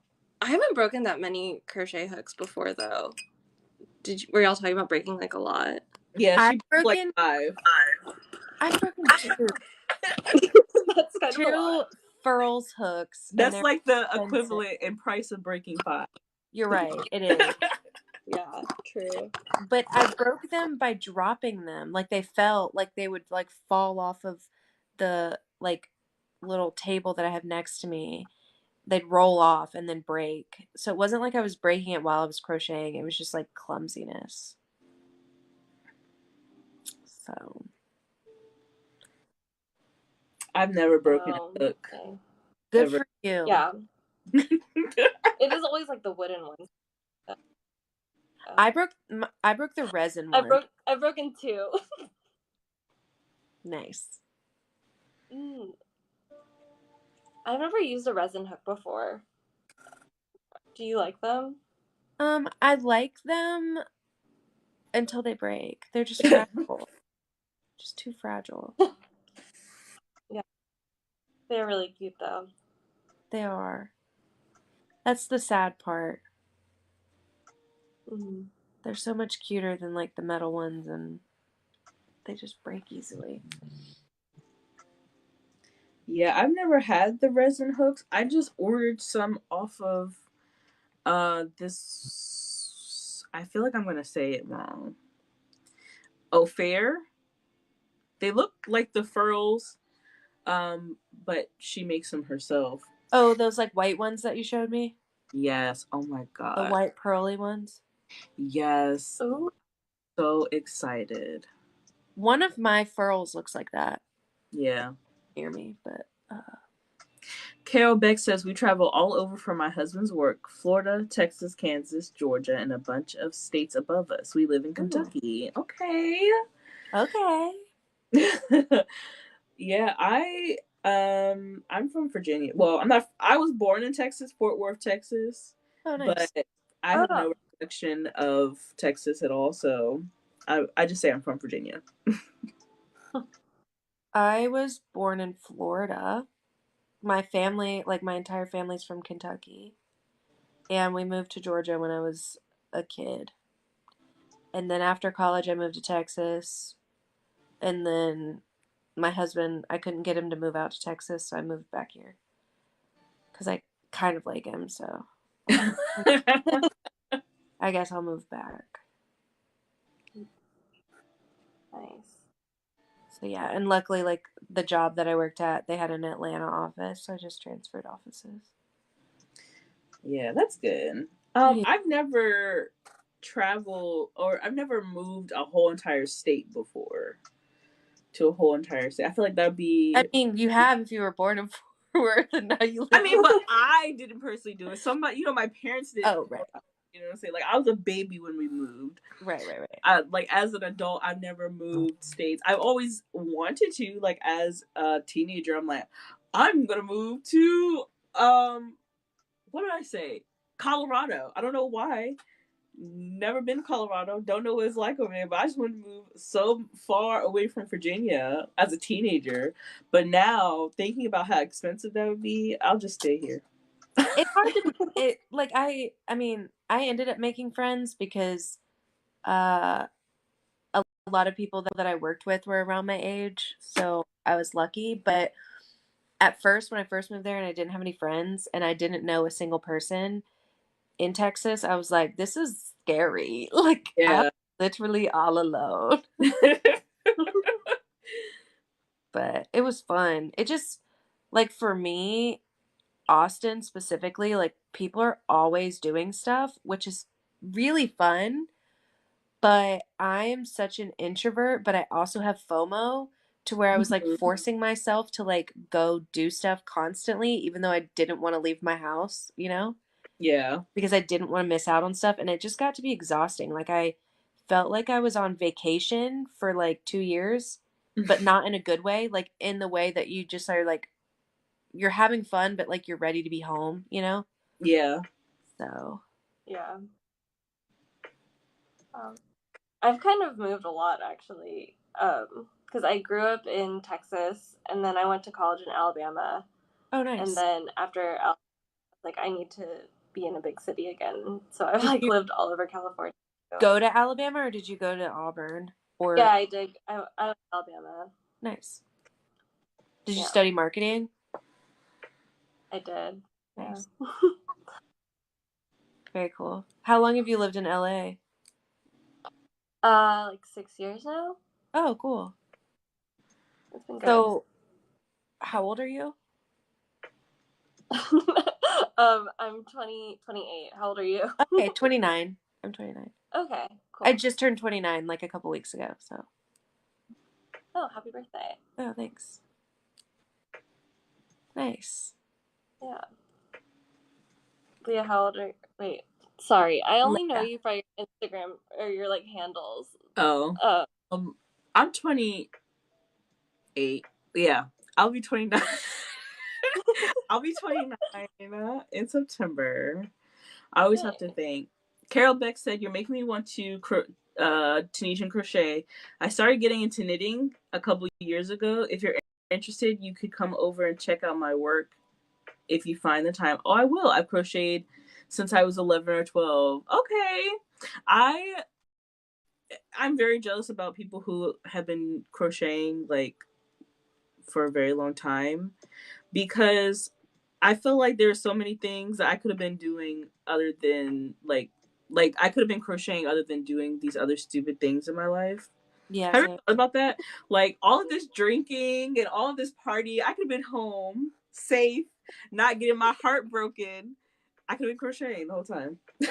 Oh, this is a therapy session now. Let me unpack that in therapy next week. I blame all of my life problems on the fact that I didn't pick up crocheting until I was 27. Exactly. That's exactly how I feel. I was telling my husband this. I said, look, I feel so like I feel like I could have been in my apartment because that's all I had was time. Like when I wasn't in school and working, right. I would live by myself for 3 years. You're not wrong. Like, yeah, I had a lot of napping during that time, so I don't regret. And with a boyfriend at the time, but he ended up cheating on me, so he only lived with me for like 3 months. And so after those 3 months, I didn't expect to have to live by myself. So, but for 3 years after that, I lived by myself, and I just look back on it now, like I could have gotten so much stuff done. I literally could have been like so successful in crochet, but no, I had to waste time out partying, out drinking, not getting enough sleep. Wild times, man. Yeah, very much wild times. But I don't regret it. But at the same time, I kind of regret it. A little bit of both. I could have been great, but you'll settle for mediocre. Yeah. It's a work in progress. I'm wiser. Things happen when they're supposed to, Yeah. I think if I had picked up crocheting in college, then I probably would have given it up. You know what I mean? Like because I was so scatterbrained at that time in my life, I probably wouldn't have stuck to it the way that I have now, you know? Yeah. Because I've done a lot of crafts in my time, and I never stick to any of them. I have a whole craft closet full of crap. This is like the longest like I've actually stuck with something. Yeah, I used to make jewelry. Well, I still have all that stuff, and I use that to make stitch markers. So if you ever see me in public or ever like we ever meet up, you'll get handmade stitch markers from me. That is the gift I give everybody. Oh, cute. But I used to try to make jewelry. That didn't work. That didn't stay for very long. Very expensive hobby to do. What else did I try to do? I tried reading like for fun. That didn't. The people who read for fun, that like read like 100 and something books a year or whatever, I wish I could be like that, but my brain, I don't know if I believe that. Do what?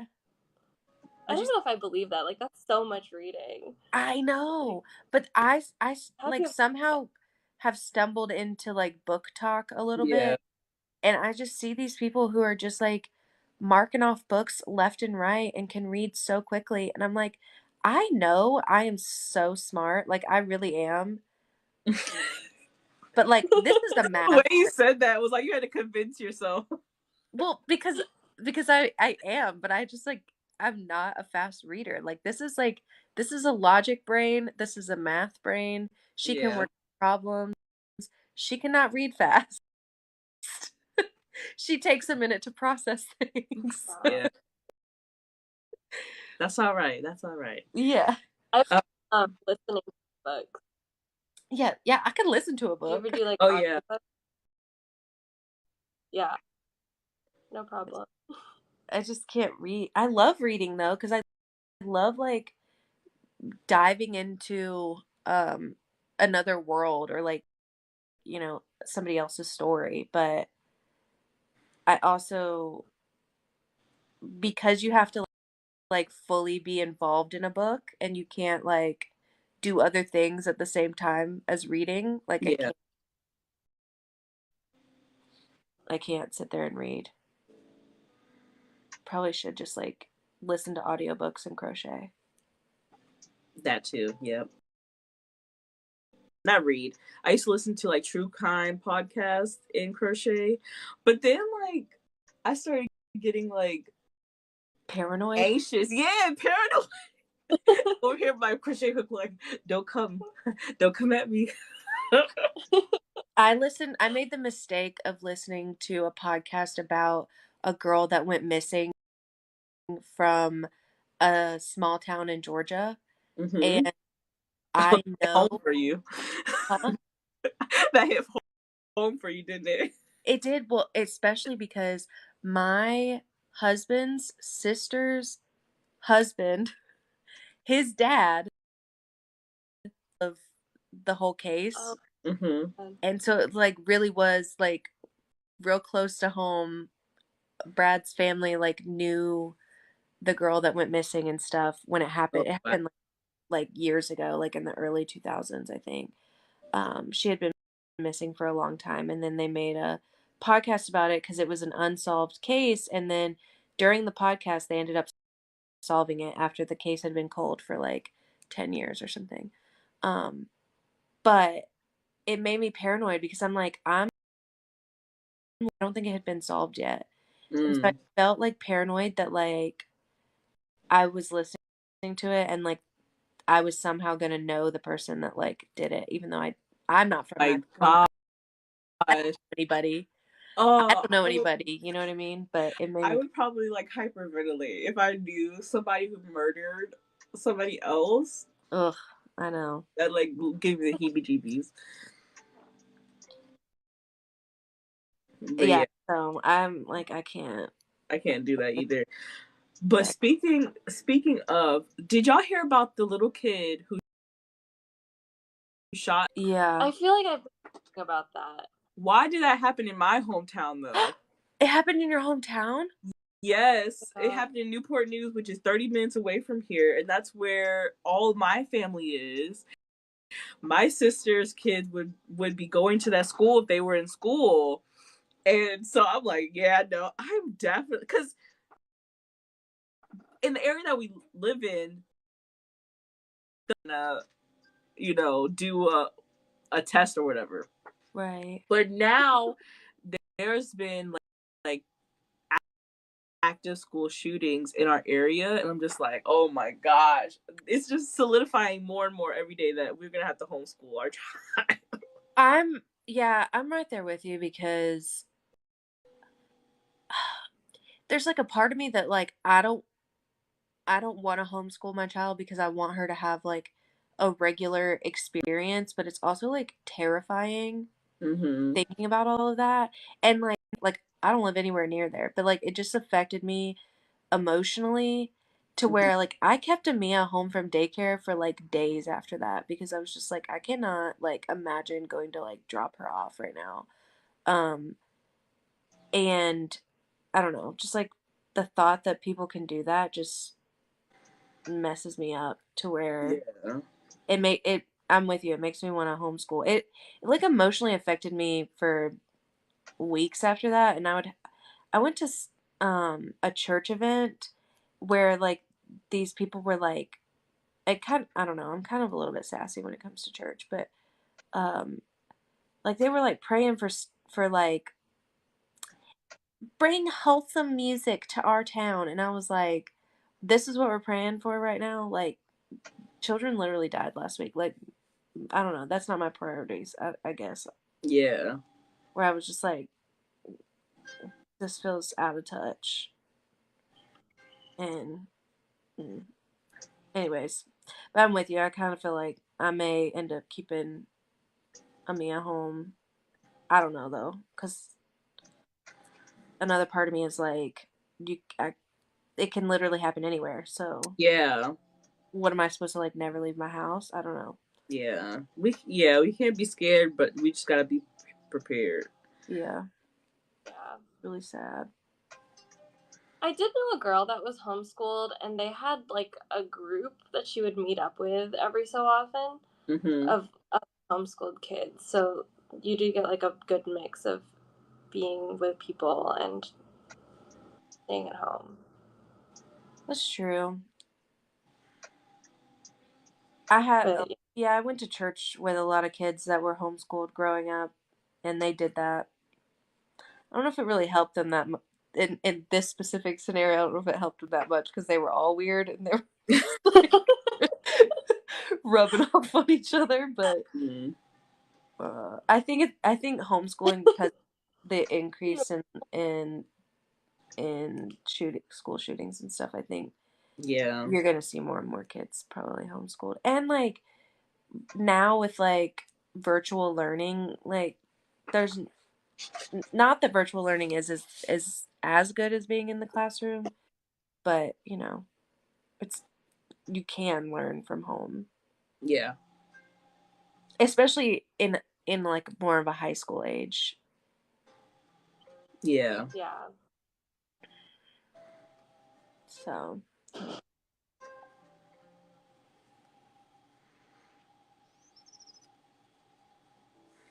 all right, y'all. Well, I think I'm gonna go cook some dinner. okay.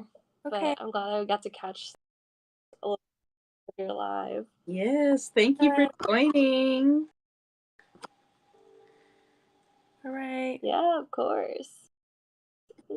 I'll talk to you on the group chat. Have a good dinner. All right. Bye. Bye.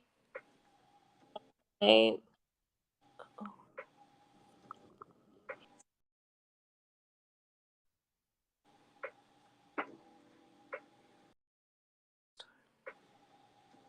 No, I didn't. Oh. This is the point in the live where I start slumping in my chair.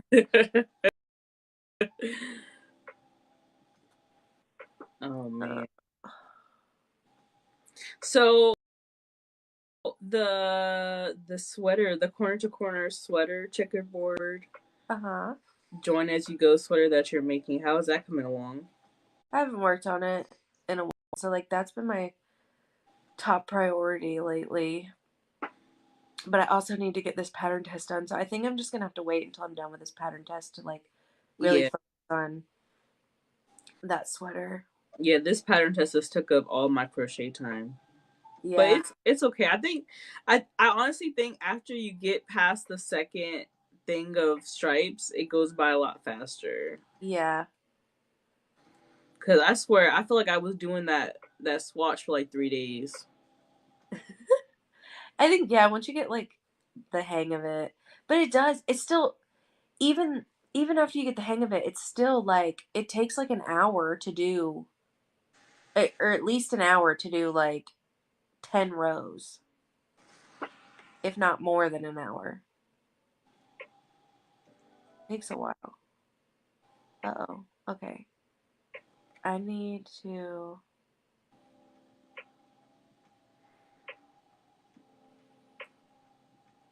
do this.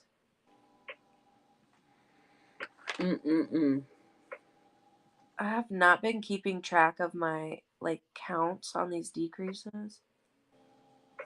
So I hope in a minute I don't like look back and realize I didn't Didn't do it right. do it right. Yeah.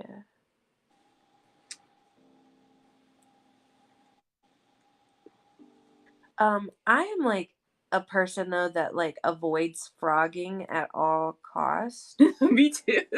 Unless I have to. Straight up be like, oh, the count is off. Oop, let me just increase one right here to make the count work. Or like let me just decrease one to make the count, an extra one to make the count work.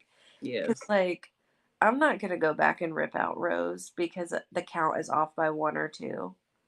Like I will just fudge it and make it work. Nobody's gonna notice except for me. Someone asks, is this knitting or crochet? This is Tunisian crochet, which is a baby of knitting and crochet. Yes. Little baby. Hello, Betty, again. Did you want to join us? What are you working on? I know she's working on something awesome. She's always working on something. Is she in here? Yeah, she's here. Oh. The next test crochet that we do, if you're up for it, we have to do that infinity hood. Remember that I showed it to you on Instagram? She's testing that? Well, no, she's not testing it, but she's giving us the pattern for it. Do it, yeah. Yeah.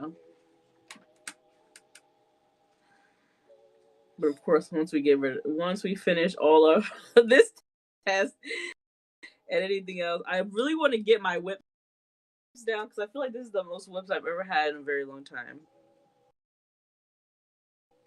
Ugh, I try not to have too many whips at one time. But most of the time I'm only working on one or maybe 2 things. But right now I have like 3. I have a sweater. A sweater for somebody else. They asked for it back in November. Still haven't finished it. I was supposed to finish. Well, she's like a designer, right? So we were supposed to do a collab where she is supposed to style like a handmade piece that I made. That was the premise. But it's like a little cropped, so it's not gonna take me long. I just really have to sit down and finish it. Nice. That little baby blanket that I showed you, I want to finish that before she has the baby. Any day now. I have a cardigan that I've been working on since last year. My son's baby blanket that I've been working on since 2020. Girl, you need to finish that. Yeah, I was supposed to work. I did not work on it at all last year. I was like, oh yeah, I'm gonna finish it this year before he turns 1. Came and went. Didn't finish it.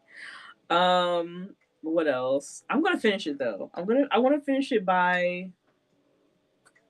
I need to find somebody who does quilting because I have a bunch of onesies that I want made into a quilt. Yeah, I think there's like, it might be in my saved, but there was somebody on here who does that. Like takes all your baby onesies and cuts them out and makes a cute little baby blanket. I have like monogrammed onesies for every single holiday. Aww. For her first year. Like all of them say like Amia's first 4th of July, Amia's first Mother's Day, like every single holiday.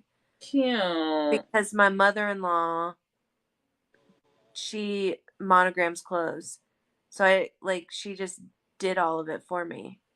Like she would have it ready for every holiday and I was like, this is so nice.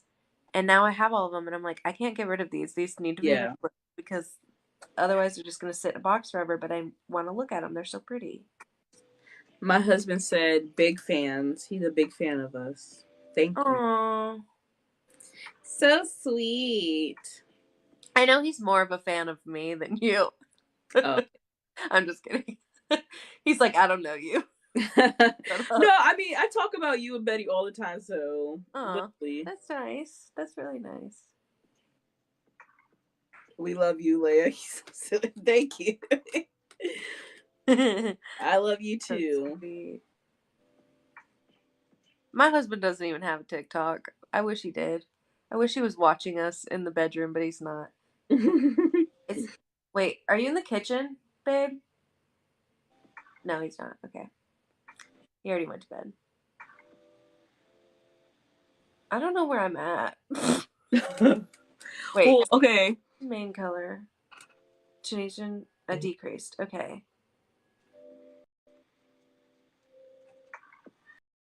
Just plus the last stitch. Okay, I will say I wish it told me what the stitch count should be on like row 13, 14, 15. Oh, yeah. What I did is I put, whenever she reset the count from that stitch marker up, and then that would be the new count.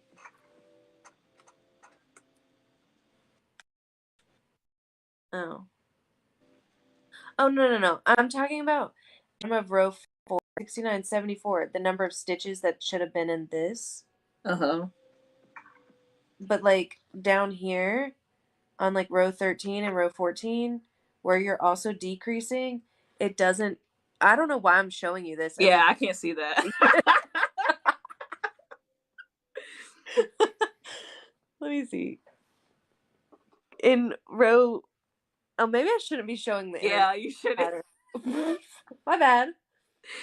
They couldn't see because it was inverted anyway, so. I'll pull it up. Row 13 and 14 and 15. It's so silly. What? She's probably looking at. Oh my goodness, you're so silly. Okay, let me pull it up real quick. Oh my gosh, I have a headache from laughing so hard. Oh my goodness. Where's my Google Drive? Do I not have it on my phone? Okay, switch to Tunisian simples. Or switch to magic. What are these letters? MC, main color. I'm like magic circle. You're so silly. Switch to magic circle. Oh my god, you're so silly. Okay. What page are you on? 8. Okay. Are you talking about what row? You see row 13, 14, 15? Yeah. Those don't have like the number of stitches.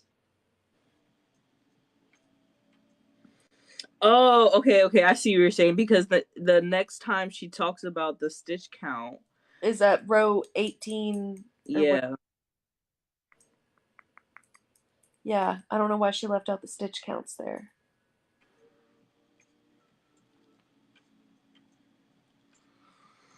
So I may put a note in the chat later. Okay, I did that one. So switch to contrasting color. Repeat row 14 in contrasting color. So I do need to decrease. There. My brain doesn't want to work right now. Carol said, "Gotta go. Try to catch you next time." Bye, Carol. Have a great night. Thanks for hanging in with us. She was here the whole time too. That's really sweet. How many viewers do you usually get on YouTube? I get anywhere from like 1 to none. Oh. This is the first time I've hit like 4 people at the same time. So nice. it's very nice. Yeah, I'm getting up there at YouTube. You said 1 to 9. Yeah, 1 to 0. Yeah, no, but right now on YouTube, like being very strict, like on cursing and stuff like that. I'm like, well, I don't curse in my videos, so I think I'll be fine. But everybody's complaining about how like YouTube is being very strict and stuff. I'm like, okay, well, that doesn't affect me. So as long as they don't say like you can't crochet, No cursing or crocheting. then we would have a problem, and then I would have to quit. Then I would have to curse. But yeah, so it's been nice. It's been nice. Have my own little. I mean, these people are. We're so new right now on YouTube that it's like nothing but nice people. That's good. But it's once you hit like in the thousands is when the mean people come out, and I hope that doesn't happen. yeah, I mean, I did have this one person. One of my shorts got like, I think like 2,000 views or whatever, and then somebody was like, "Not funny, didn't laugh." I'm just like, okay, well, thanks for the comment, I guess. Keep scrolling. Yeah, it was weird, but rude. So rude, but it is what it is. It is what it is. People have nothing better to do. Yeah. Yeah. I'm not gonna lie, I'm really scared to block this out. Why? I've never wet blocked anything before. So I've always steam blocked because always yeah. acrylic. I've never wet blocked anything. Do you have like? I guess I'm not like super versed on blocking, to be honest. Because all I ever do is steam it. But like, if it's cotton, can you not just steam it? Yeah, that's what I was thinking. I think I just need to look more into it and see like what's going on with that. But I'm pretty sure I can just like steam it and it'll be fine. Because my thing is with wet blocking, like I don't want to like wait. I don't want to wait overnight for it to dry. You know? Yeah, my main concern is like if I over block it and it make it too big. Well, I guess in this case it'll probably work to my favor. Yeah, good point. Because you are making it a size smaller. Yeah, so I don't know. We'll figure it out. That might actually work out really well. Yeah. Have you held it up to yourself? Yeah, I did hold it up, and um I mean, fits my arms. It'll fit my arms, but I don't think it's gonna have enough for the, for the width. For the front part, it'll fit, but for the thick part,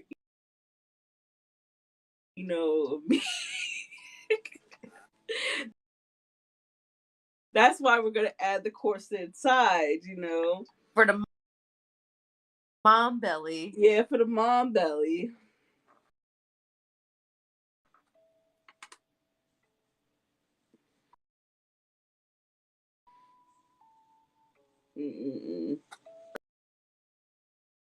For a very long time, I was like, "Oh my gosh, it's so ugly. I feel so gross." But I'm just like a whole person came out of here. This is amazing. So You know what the perk of being fat my entire life is? What? My belly really doesn't look that different. I already had to come to terms with an overhanging belly when I was in the 3rd grade, so it's fine. Gosh. The thing, like, my body has looked like I carried a child since I was a child, so. Stop. No, I mean, I'm not trying to be self-deprecating, but like it is kind of a perk, like, or at least I try to think of it that way, where like I've spent my whole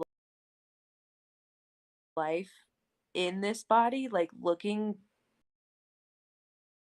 for the most part this way. Obviously it fluctuates and it changes and whatever, but like I've had 29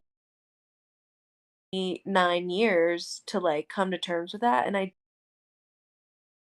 do part of it in life. For me, like, yes, my body changed. Yes, my stomach does look a little bit different. I've gained weight since having a Mia. Like, I weighed 40 pounds less than I do now. Like, so it has changed, but like overall, like I was still fat before I had a Mia, so it doesn't not that big of a difference. No one could tell I was pregnant until I was like 8 months pregnant. So that was weird. Because of my belly. I thought I looked more pregnant than I did. Like, I was like 20 weeks pregnant, and some stranger, not a stranger, but like somebody, a friend of a friend or something, and I was just like, oh, yeah, but it's hard being pregnant, da, da, da. And they were like, oh, I didn't even know you were pregnant. And I thought I looked real pregnant, and I was like, oh. I looked a little more chubby than when I bought the dress, but I still look good in my dress. lost like 60 pounds before our wedding. Not just, like, not purposefully for the wedding, but just like I had been trying to like lose a little bit of weight for a couple years before we got married, and so I had lost like 60 pounds, and I was like the smallest I had been as an adult, which was still a plus size person. Like, I wasn't like thin, but uh yeah, and then after we got married, and then I got pregnant with a Mia, and I had like maybe gained like 10 pounds from like my lowest weight before I got pregnant with a Mia. And then I gained like I gained like 50 pounds in total. I gained 40 during the pregnancy, lost 20 immediately, and then gained that 20 back plus another like 20 to maybe 30 while breastfeeding because I was trying to like up my calories to get more milk, and all it did was make me gain weight. So yeah, breastfeeding is a scam. it so many people are like, if the weight just like falls off of you when you're breastfeeding. No, it doesn't. It makes you ravenous, and for me it just packed on the pounds, and I Yes. now weigh what I did before I lost the 60 pounds. Well, actually I've lost like 10 pounds in the past couple of months, but I weigh just slightly less than what I did before I lost the 60 pounds originally. Yes, I was a little cabinet gobbler when I was breastfeeding. I was always in the cabinet trying to eat something. Always. This was where I went wrong. I bought these breastfeeding brownies from some website, and they were just like chock full of calories and had like herbs and stuff in it that was supposed to help you produce milk. I was eating like 2 of those a day. It was probably like an extra 1,000 calories of like, oh my gosh, just in brownies, plus like the food I was eating. Ugh. But I was like, it's gonna help my milk supply. It did not. I mean, it maybe did a little bit, but not like enough for me to ever be exclusive. Like I'd never exclusively breastfed because she was not gaining enough weight, and I had to supplement with formula. I breastfed for a year, but I had to supplement with formula the entire time. And so it was just like kind of a waste of my effort to like do all of that. Like I should have just let it be, you know? Yeah. And not stressed about it, and ate like a normal amount of food. But Yeah. you know, you live and you learn, and when I have another kid, I will do it differently. So Yeah. Yeah. but yeah, I mean, it's not that big.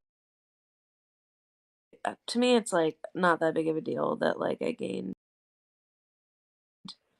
weight while breastfeeding, because I'm like, yeah, I wish I hadn't have, because I don't feel as good right now, but also like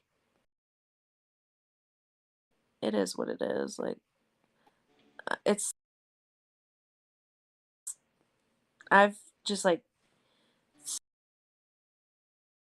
spent a lot of time coming to terms with like the way that I look, that like I don't care anymore. Or like aesthetically, whatever. I'm gonna wear what I want. I'm gonna do what I want. And if other people are uncomfortable, You know, I don't weigh myself though. I don't weigh myself. I have a scale in the house, but I don't weigh myself. I do remember the one time that I did weigh myself. It was the beginning of my pregnancy. I had just came back from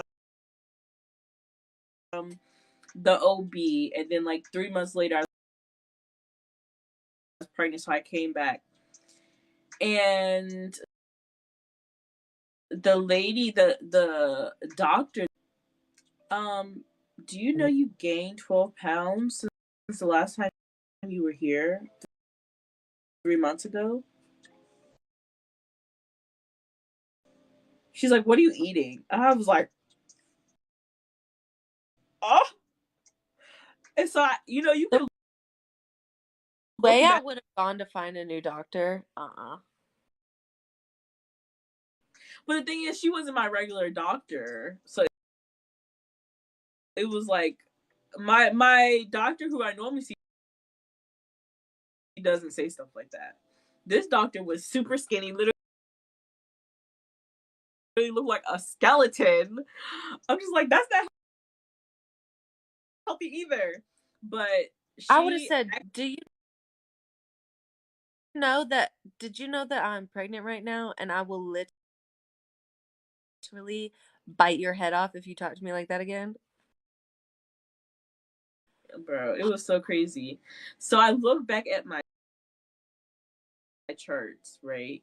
I didn't gain 12 pounds. Read.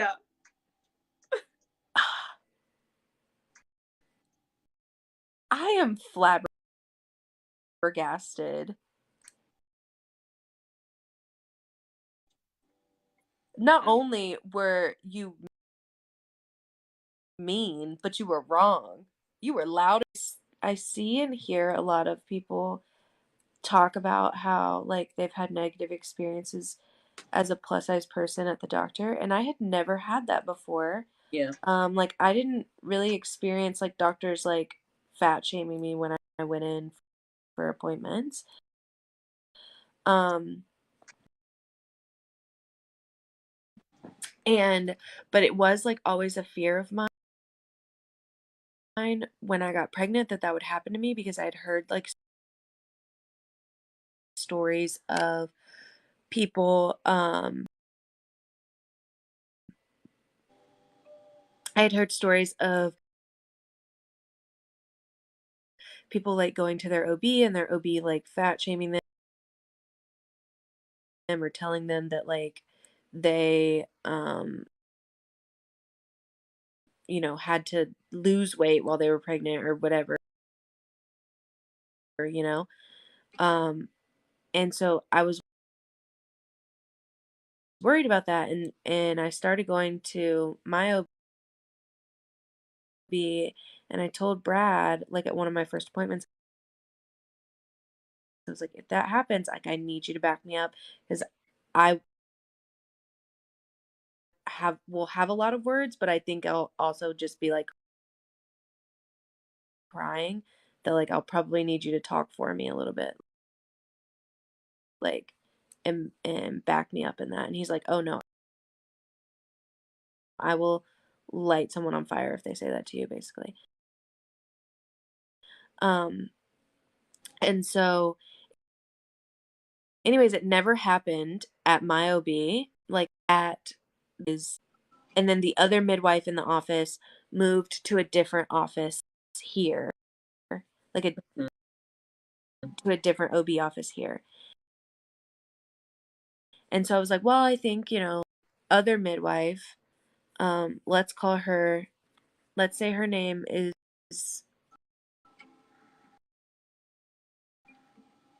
Jennifer. Let's say, okay, so Jennifer works at this new office, right? And I'm like, okay, I'll go see Jennifer.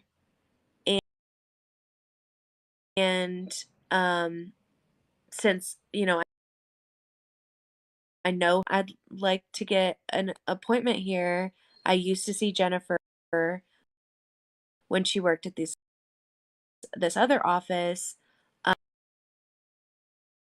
Can I get an appointment at your new office? And they asked me questions over the phone, was on the phone. And I was like, and so I answered all the questions, but I thought it was so weird that they asked me my weight and stuff over the phone before like I ever scheduled an appointment. And then she ended the phone call by saying, she said like I'll give this information to the doctor and he'll call you. And I was like, okay. And it was weird because I'm like I didn't ask for I didn't ask for an appointment with the OB that works there. I asked for an appointment with the midwife, you know? So anyways, a couple of days, I knew that it was weird and I felt weird about it. And I was like, they're about to deny me as a patient. I know that that's what's about to happen. So a couple days later, they called me. The receptionist called me and she was like, yeah, they're not going to accept you as a patient. because your BMI is too high. And I was like, okay. I was like, literally all that you know about me is that at the time I was 28, I'm 28 years old. I've had one child, no complications. I had a vaginal birth with Amia, 0 complications. Everything went smoothly. As for Amia's pregnancy, like I was fat then too. I mean, I weighed a little bit less than obviously I did over the summer, but like not that much of a difference where all of a sudden I would be like high risk, Yeah. you know? That it sounds like they just aren't like. Well, then they told me, so she said, she's like, I hear you, girl. I'm a plus size girl too. And I'm like, well, you need to get a new job if you're working for a company that like, or for a doctor that doesn't take on plus size patients. That's really weird. Why It's work really for a like, company? oh, I'm so lazy of a doctor. I'm not gonna take on anybody that Well, can and then be. that's what she told me. She was like, yeah, we have a policy now where we don't take anybody who's over a certain weight because he was injured, like the doctor was injured by a plus size patient. And I was So like, he's traumatized. Go to therapy like the rest of us. go to therapy and like go to the gym. I don't know. Like sounds like you need to work out and figure that out. Like Oh my you're taking that gosh, that's so weird. I can handle that. But there's some women that like if you said that to, and I was Yeah. a vulnerable pregnant lady over the phone. You know what I mean? Like that's so incredibly rude and damaging to people. And I said that to her. And I said, "What do you expect somebody to do? Like if you're turning away a patient, like what do you expect me to do?" And Yeah. I said that I had a backup plan, right? Like I have my other OB office I can go to. It was no big deal. Like I'm already established patient there. It's fine. But like for other women who might be trying to find a doctor, what do you just expect them to do if you're turning away plus size patients? And she said, go to the high risk doctor. Ma'am, I can't. We're not high risk. Well, that's what I'm saying. But also, I can't just go to the high risk doctor. You have to have a referral for the high risk. Yeah. I can't just be like, hi, I'm fat, so I would like you to take me on as a patient. That's not how that works. Like, That's so weird. you have to be referred to the high risk doctor. Thank you. That's It so, made me so mad. So, and then I went and looked at their Google reviews, and they have like bad Google reviews because that doctor like has released patients in the middle of their pregnancy. Like he's just decided he didn't want them as patients anymore, and like sent them a letter to their house and said like that they were released as patients. that's so weird. Yeah. So Ugh, that gives me the ick. yeah. Mm-mm-mm. So that was my trauma over the summer. And the thing is, you know, I told you that like uh I was glad it happened to me because I felt secure in myself and whatever. I stand by that statement, but also I do think that like subconsciously that incident did trigger my I have a lot of health anxiety in general, like just related to like being kind of a hypochondriac, where like I'll convince myself that like a pain in my leg is a blood clot. Like, oh yeah, I'm like a little bit insane in that way. And I like am going to therapy and all that for that. But in therapy, I think I realized that I think that incident over the summer where that happened with the doctor's office, like triggered my anxiety to be worse than it normally is. Because it kind of validated some of those like intrusive thoughts that come into my head, you know? Yeah. So anyway. I can only imagine how damaging that could be. And then I had a miscarriage after that. And so I'm like, oh great, I'm told I'm too fat and I'm high risk, and then I have a miscarriage. So if I didn't logically already know that miscarriage like was not my fault, I could have felt like if I was, a different person who didn't fully understand that, I could have felt like that was my fault because I have a doctor over here telling me that I'm high risk. Yeah. When I'm not. And I could have blamed myself for that miscarriage that wasn't my fault. So anyways, that kind of stuff is so damaging, and it very is. Very much is. Oh man. Yeah. I would have been like, what if that was my 13th reason why? You know? For real. It could have been, that's what I'm saying. It could have been somebody's 13th reason. And